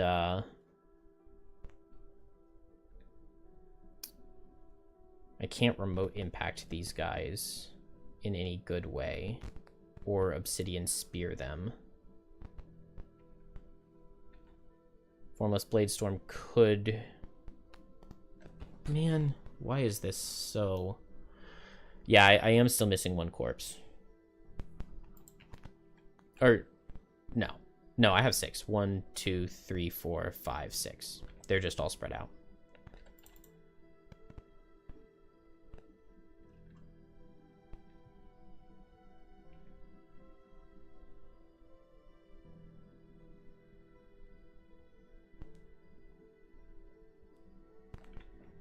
One, two, three, four.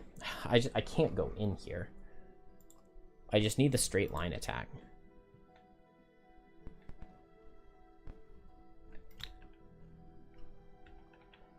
Terrible Growth is gone. That's really good for the rest of this rest cycle. I can survive a hit from this guy, and I feel like it's kind of not too big of a deal if I get hit twice. Maybe it is. Do I have a heal? No, I don't have a heal left.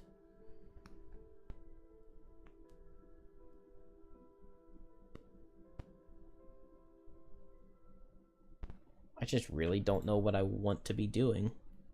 I guess I'm just going to hit this guy and run.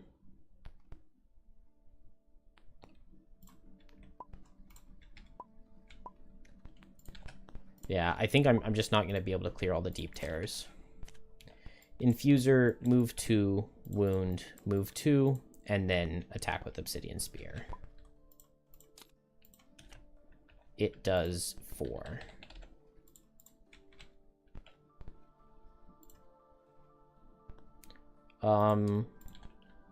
Taking their ice doesn't really help. Actually, I can deal 1 less damage, but push him. And, oh no, it's pull, not push. Never mind.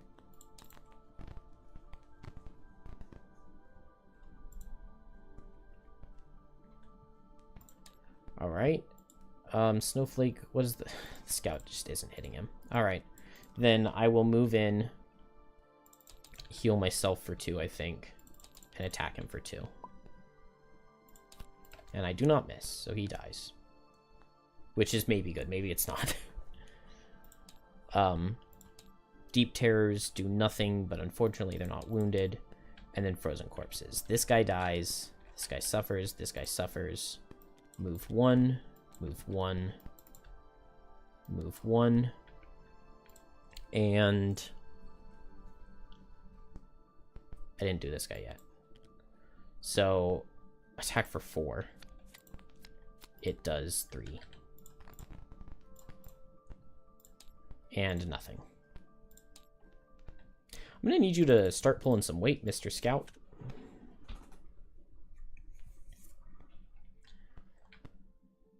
Still feels possible. We killed 2 this turn, so we get 2 more. Let's put him here and here.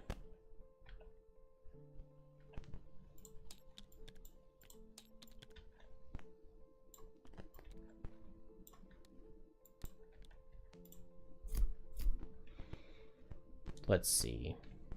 Snowflake survives a lot of stuff here. I definitely just want these guys to come a lot closer. Not being able to cold snap is just so frustrating. And I need this guy to get in a lot quicker. What am I doing over here? Probably just hit and run. Formless Blade Storm, move 2, pull this guy in and hit him. I like. I guess just rising momentum, just get a bit of a hit. And then that'll put him right here. Can Snowflake do anything with that, or do I long rest? Let's long rest to get the scepter back. I'm confident that they're not going to move a lot and kill me. Move a lot, but hit less. I think I'm fine. I kind of like that. So Infuser, hopefully I'm fine. Move 2 and pull. And then just hit this guy for 3.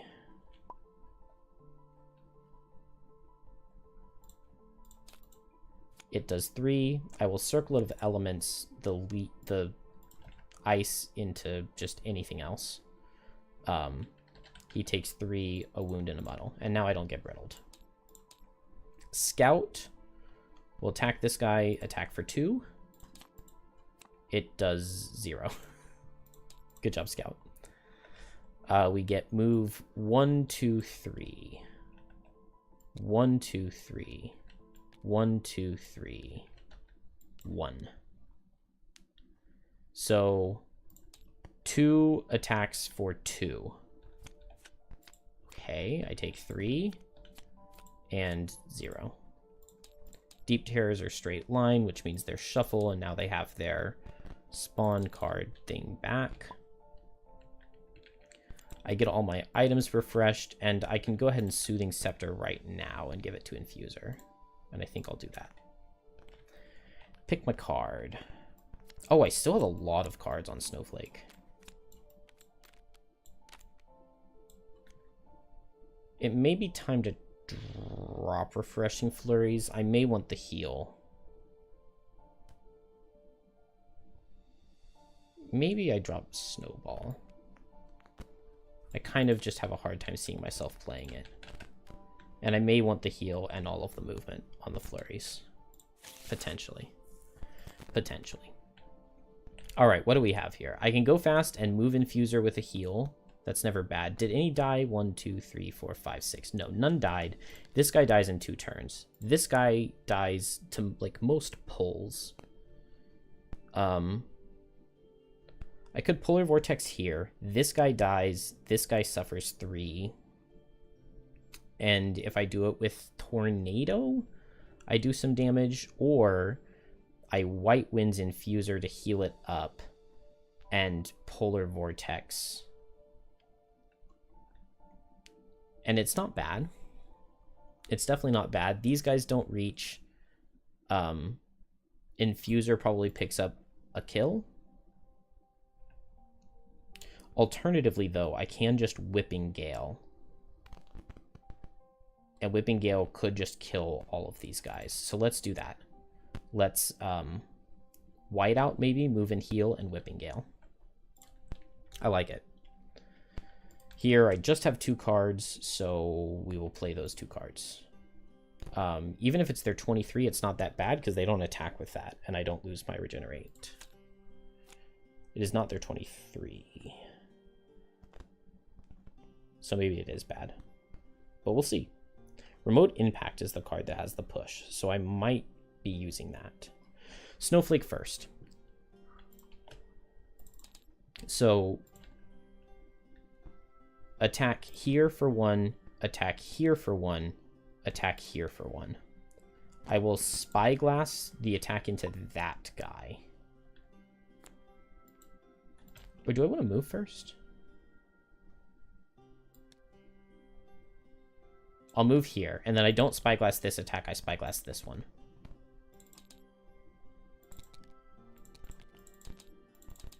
So move here, attack this guy, then this guy, then this guy, Spyglass on this one.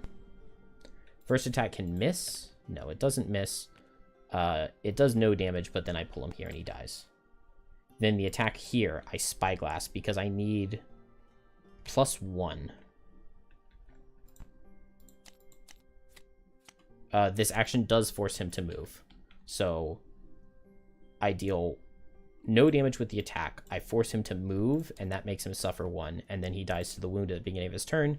And then just an attack into this guy. Attack for 1. It does 1 damage. And he suffers 3 on the pull. And I set wind. And Snowflake is done. What's the corpse card? Move normal. So Infuser gets the Regenerate. Move for Remote Impact. Dang, I can't Remote Impact and push him into the...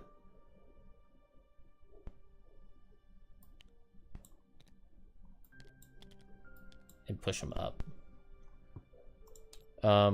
Right now he's hitting Snowflake, which is probably fine as long as he doesn't crit. Do I want to just hit this guy? Part of me does. Definitely part of me doesn't. Even if I push him, he still reaches me to get the counter attack in. And I would love to long rest. So let's hit this guy and then move. 1, 2, 3, 4. If this guy gets a move 1 next turn, he doesn't reach me, and that's really good. So attack for 3. Show me a +1. No, I deal 2 damage, but I muddle him. And then, yeah, I hit him like that. Then I have move 4 up here. Frozen corpses. This guy dies. This guy suffers. This guy moves 1, 2, 1, 2, 1, 2. And this guy attacks Snowflake. Attack for 3.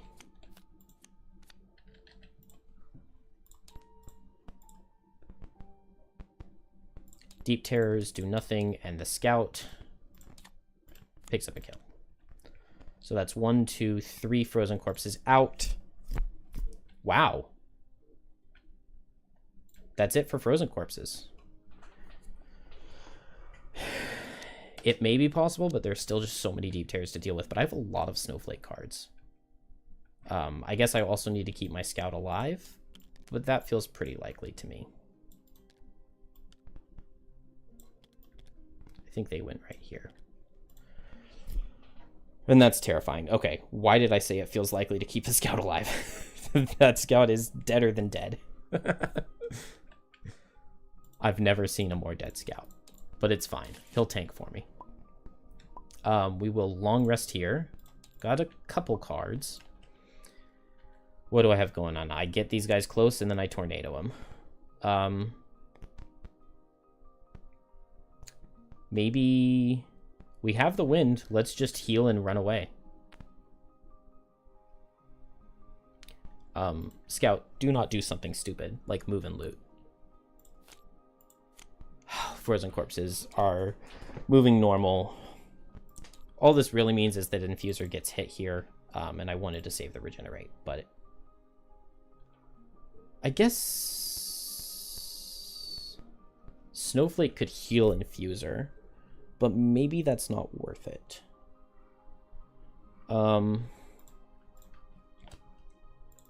Snowflake played this, and I could run that way and then Refreshing Flurry and heal this guy. What is the Scout doing? Attacking at range is good if he can get out, which I don't really think he can. If I heal 2, move 2 like this, then the corpses don't kill him. Yeah, let's do that. And then I'll heal 4 and move 3 on myself. This guy will go here and hit both of us, but that's not that big of a deal, I don't think. And I get a bless, which you never know. You never know. Snowflake is done. And it's the corpses. So guy number 1. 1, 2, and an attack for 2. Guy number 4 is also able to hit. These guys grouped up. And then this guy goes here. So guy number 2, attack for 2, attack for 2. Show me a miss. 1 damage. I don't have a shield, do I? No, I don't. And then into Snowflake. Oh, Snowflake could have used this, but I didn't. I do have my cured leather armor, though. I still take 3. If I had just shielded Infuser. That's fine. They're all done. Scout gets off an attack into this guy. This is a regular attack. Yeah, attack for 3. 2 damage and a poison.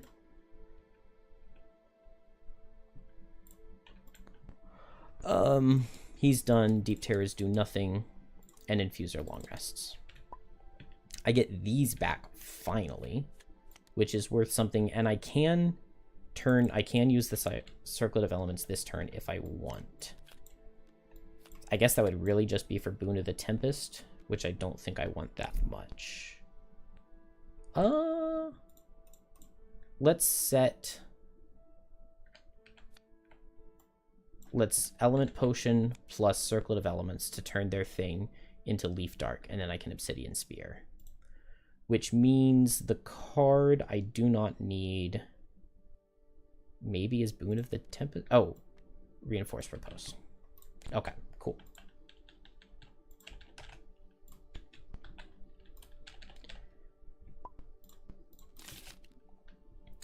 Tornado here is good.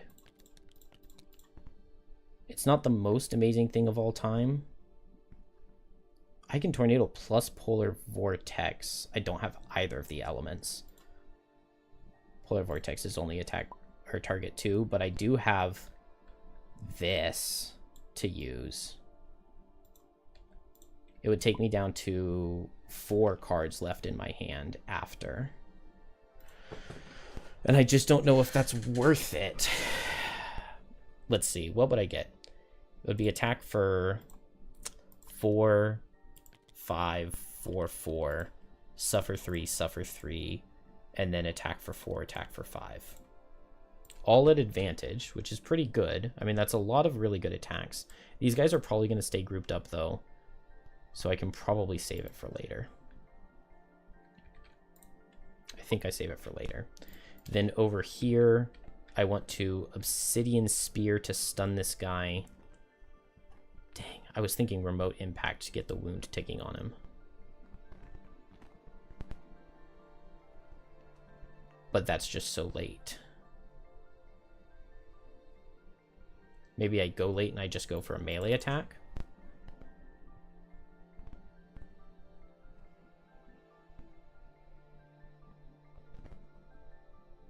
I could have set Snowflake's elements. Oh well.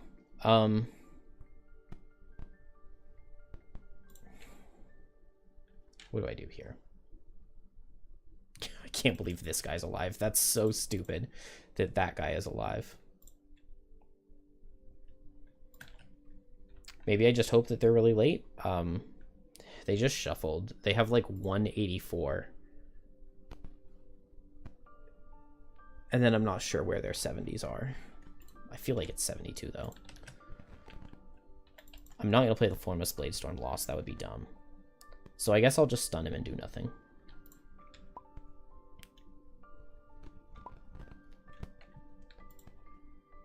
Yeah.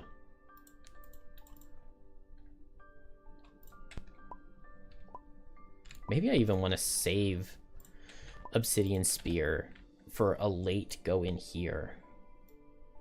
From here, 1, 2, 3, 4 is really good. No, next rest cycle. Next rest cycle. All right, we're ready. It's the 39, so I would have been in trouble. These guys should stay grouped up, I think. The scout maybe dies. But we'll see. Infuser. I'm just going to stun this guy. Or I run up to him and I attack him for 3, but I think I would rather stun him.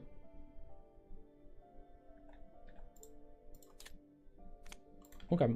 I get Leaf or Dark, and it does 3 damage.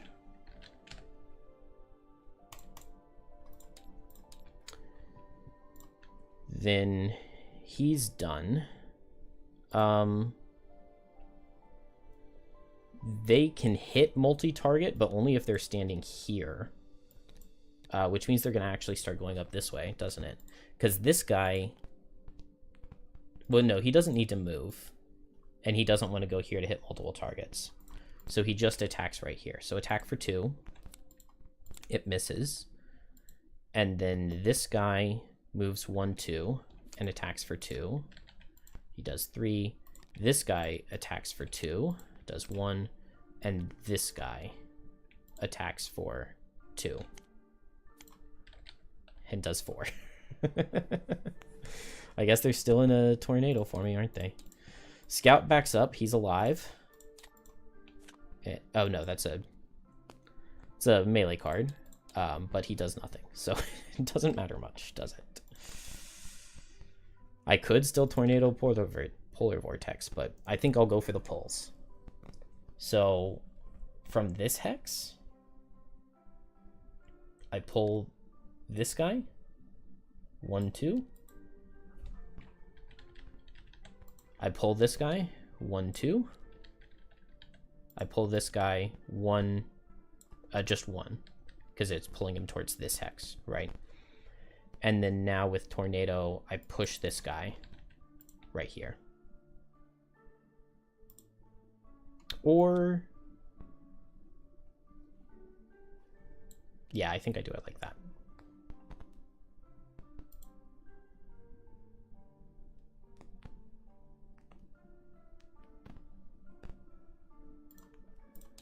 Deep Terror is nothing.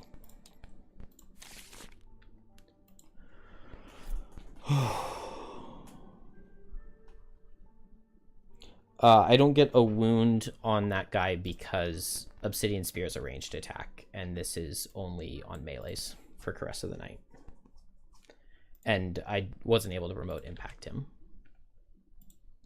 Could remote impact him now, and I think I will do that. Remote impact and run this way. Snowflake, it's gotta be a short rest. Whiteout is fine. I lose a decent heal card. These guys are definitely not grouped up now. Can I Whipping Gale? Not especially. I only have one fast card and everything else is super slow. And this feels like a very dangerous, precarious position to be going at 49. No, 59. It would be 59. It would be straight 59. So I guess I go at 11 and I run away. I can Polar Vortex like back here and just pull these guys away, pull them out. Or if I Polar Vortex down here, this guy dies, but like nobody else does. How do I make it work? Kind of really want that Whipping Gale bottom. Maybe I should have tornadoed last turn. I don't know.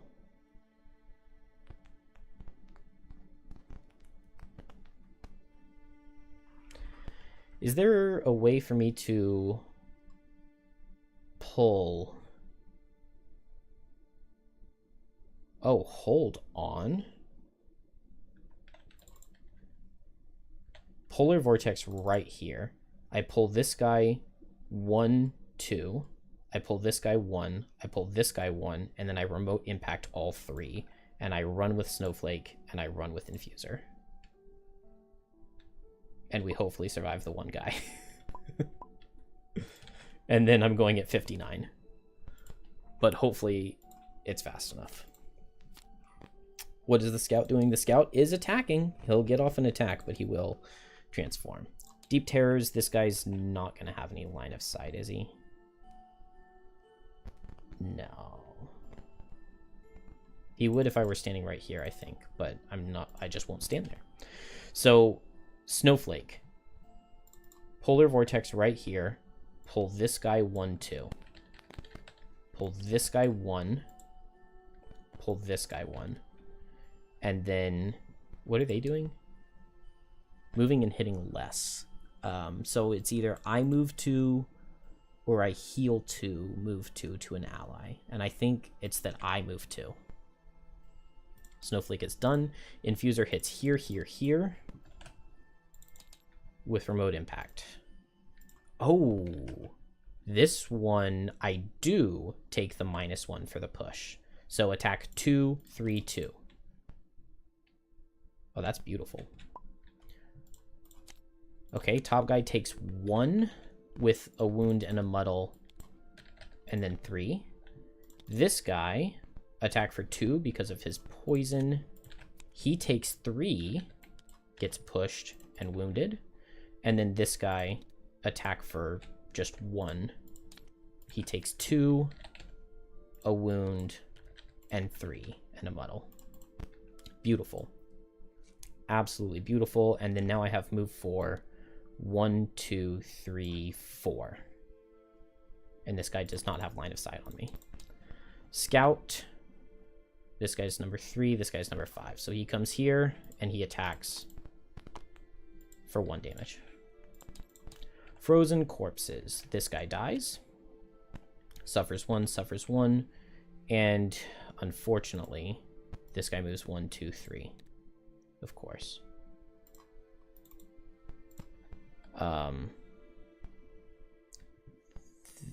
this guy attacks for 2. Okay, so first guy number 2 targets Snowflake. Attack for 2. It'll deal 3, and I will use my dancing shoes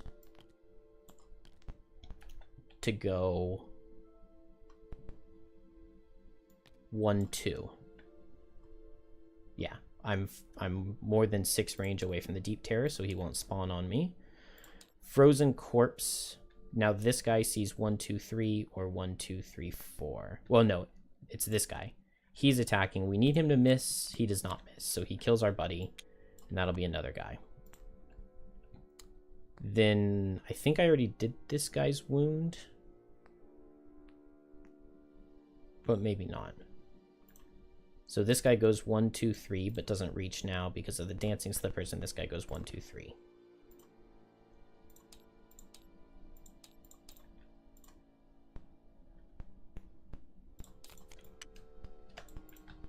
Man, it felt like I was in a... It felt like I was in an okay spot for a split second, and now it doesn't again. Okay, well, Infuser can tank these guys. And so then Snowflake can just... Part of me wants to summon the Polar Cat. I don't know why I want to do that.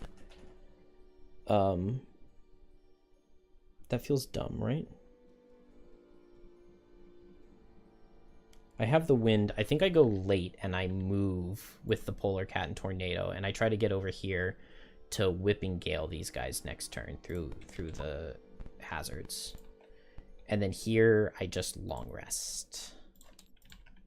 With 2 disadvantages and a shield, I should be able to get through this just fine. Especially if they're not attacking.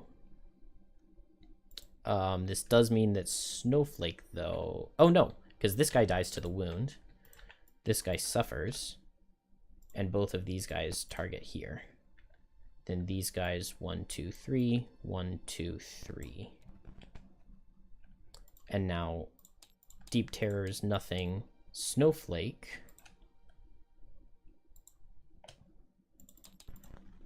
has move 3, jump, and heal self move 3.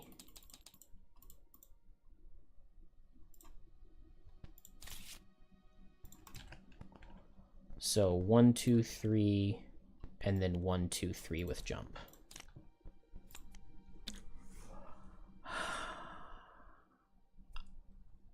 Still alive. And I get the heal 2 here.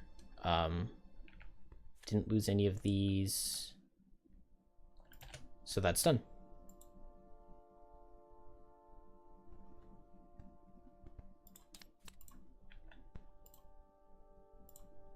One, 2, 3, 4. Dang. All right, I want to be 1 step closer. I guess I lose Rising Momentum. If I get hit, I can Dancing Slippers to move in closer. Yeah, I'm guaranteed to get hit here. I think this is fine. I'm going to go Obsidian Spear, Remote Impact. Hopefully I'm later than the Deep Terrors, and I can stand here and hit both of these guys. And then the following turn, I don't know, but I would love to hit this guy and then get out. And over here, I just go late, probably back up in Whipping Gale. Deep Terrors are first. That's beautiful. And then Frozen Corpses. So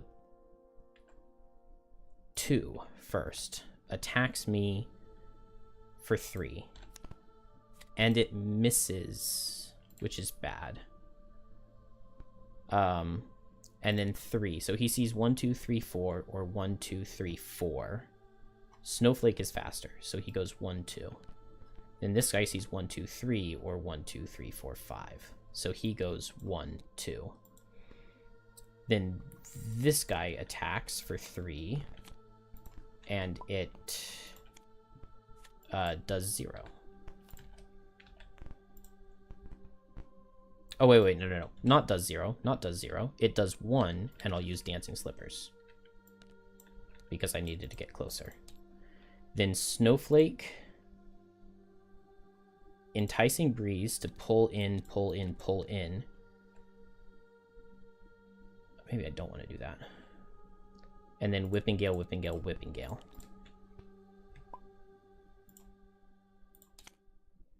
That's 1 damage. Or no damage. Pull this guy in, heal ally. And then attack here. It does force him to move. It does force him to move. So that's 1 damage, and then 2 damage, and then 6.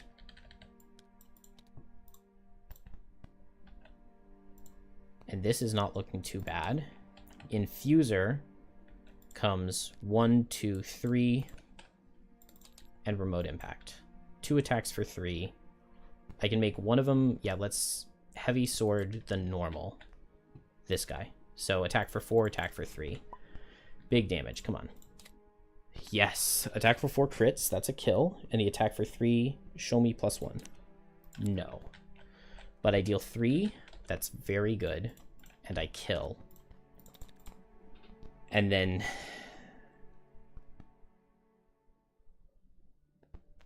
How do I get... How do I hit this guy and get out? It's okay. I mean, I only have these 2 cards, so I don't really have much to think about, do I? I guess if it's just a range 3 card, I move here, pull here, and hit, right? And then they have 2 cards that are only range 3. No matter what, that's probably what I do.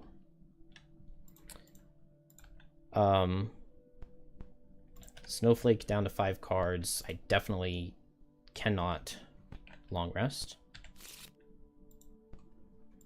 Polar Vortex is not a good card to lose.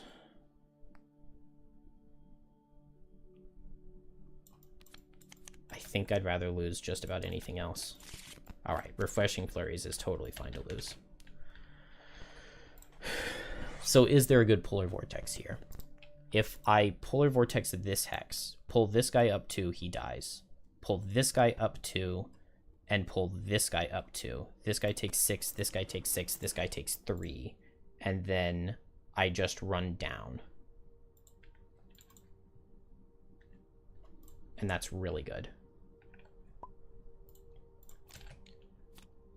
Deep Terror, that is a 3 range card. Oh my gosh. Okay. There is a way. There is a way. So, Snowflake. I think I Polar Vortex this hex. So this guy suffers 6 and dies. This guy here, here. And this guy here, here. And then I have move 2. What do they have? Move 1. So I just move here.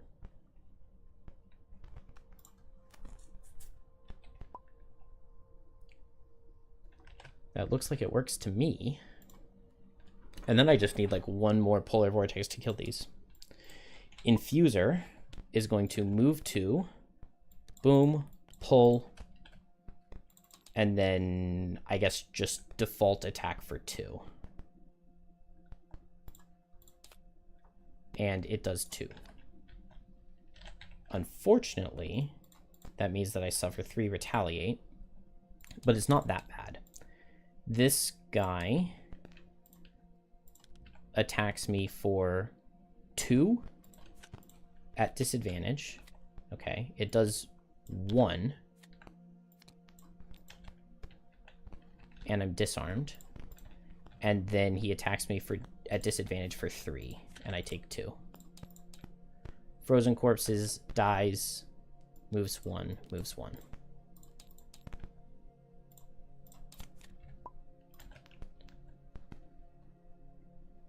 Here, Whipping Gale.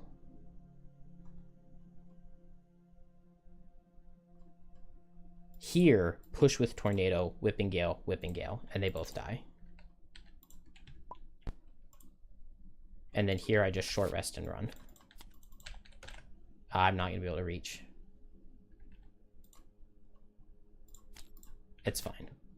1, 2, 3, 4. These guys outspeed me. It's maybe not the end of the world, but it's definitely not ideal. This guy goes here. This guy goes here. Now can I still kill both of them? Yes, I can. I get attacked for 2 twice. Good. Good. Oh, that was so close. All right. Is there any chance? No, I'm slower than the Deep Terrors, so I don't go for them here. I go for these guys with the Whipping Gale because I just move here. I attack this guy. No. I move here. And I push this guy away with Tornado. And then I Whipping Gale here and here. Wait. Okay, so I don't kill this guy. Why was I thinking that I did kill this guy? Where was I? I was right here. Yeah, there's no way for me to get this guy.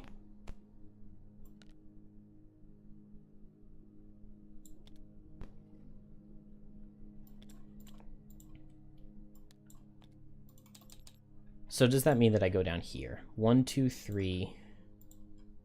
It's straight line attack out of these guys. But just attack for 1, I'm not able to pull. I'm not able to pull into a good place. Yeah, I could go here and pull here, but then they just both hit me. If the attack for 1 killed this guy, that would be good. Attack for 1, I could make it a strengthened attack for 2, 3 because of the poison, and then a +1 would kill, and I could hit here and hit here. But that doesn't feel super amazing, and then I still haven't killed this guy, and I'm in range of him, so no, not that. I guess I go here, push this guy, and then hit both. Crit for 1. And then I think I just don't pull this guy.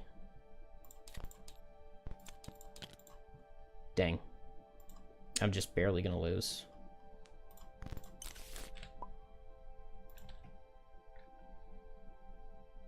Just barely.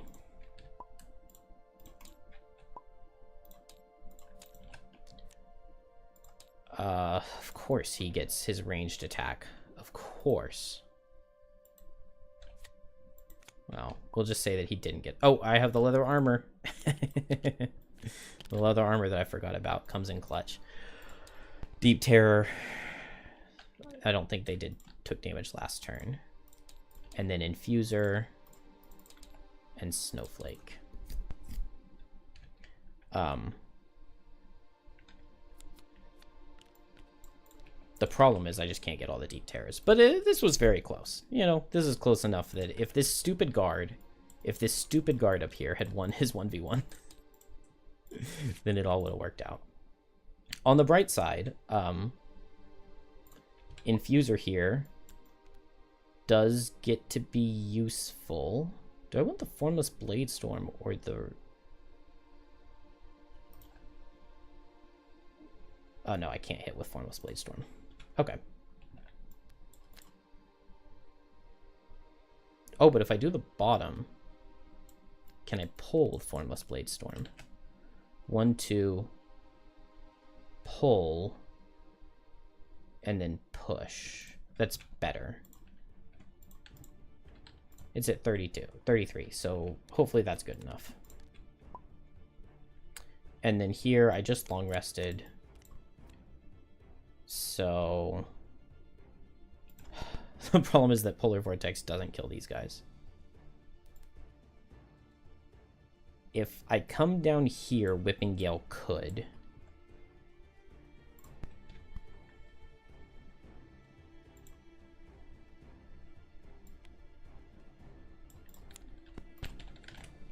So that's the play. 1, 2, 3, 1, 2, and then a Whipping Gale. I think it's just barely not going to work. But Infuser is first. Formless Blade Storm. Move 2. Pull this guy 1. He suffers 3. And then hit him with Remote Impact. Reduce the damage to make it push.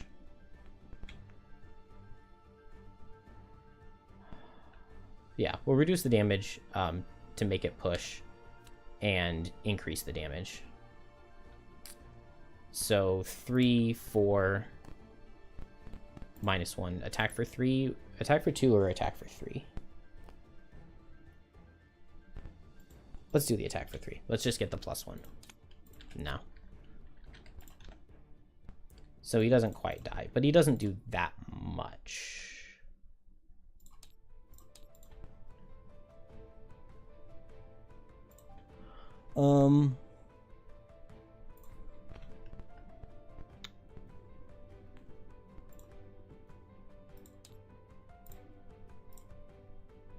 Circle of elements the ice into something else, and Snowflake's gonna get hit here, but it's fine, right?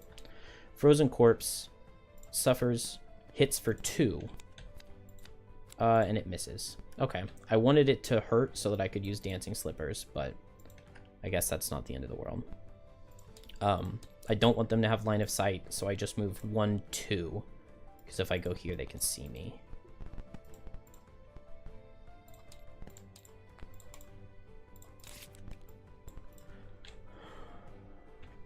Hello, good to see you too.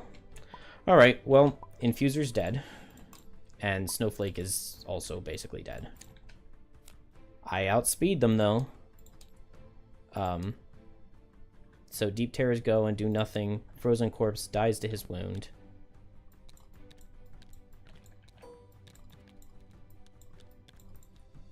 Snowflake moves 1, 2. And I think I'm going to use all of this. Muscle Potion, Power Potion. So 2 attacks for 2 with Whipping Gale. Here and here.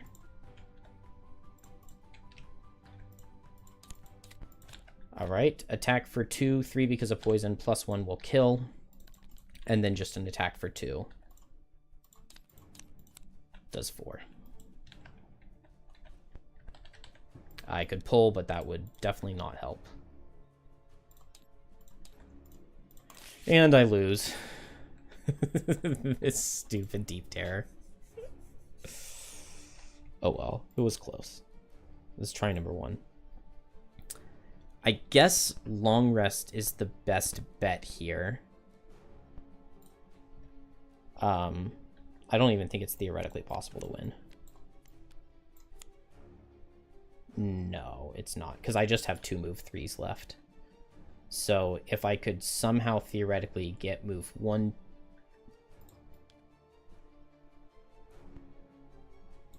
What do I need to kill this guy? I mean, I just need 1 tick of trap.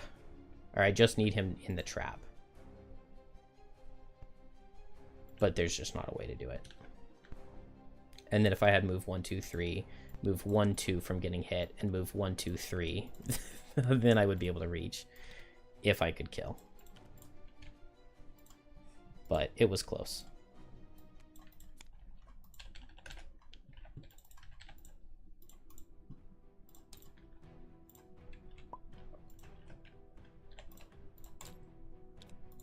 I'm faster. I wanted to be slower. Alright, well, I guess it's move here and Whipping Gale.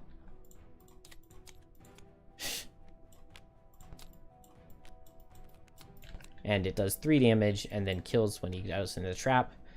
And then I lose because my guard lost the 1v1. He had, it was like 13 health versus 7. I think it was 14 health. It was 14 health versus 7. And he lost the 1v1 to the final Deep Terror. This guy died a long time ago to the wound.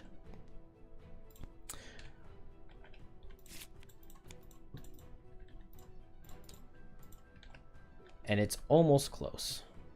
1, 2, 3. So I was 1, 2, 3, 4, 5, 6 hexes away from being able to get off an attack where a +2 would have killed. Anyway, that's just about it. I have not played any Frosthaven for a very long time, for over a month. So I haven't worked on the speedrun at all. I haven't worked on any tier list videos.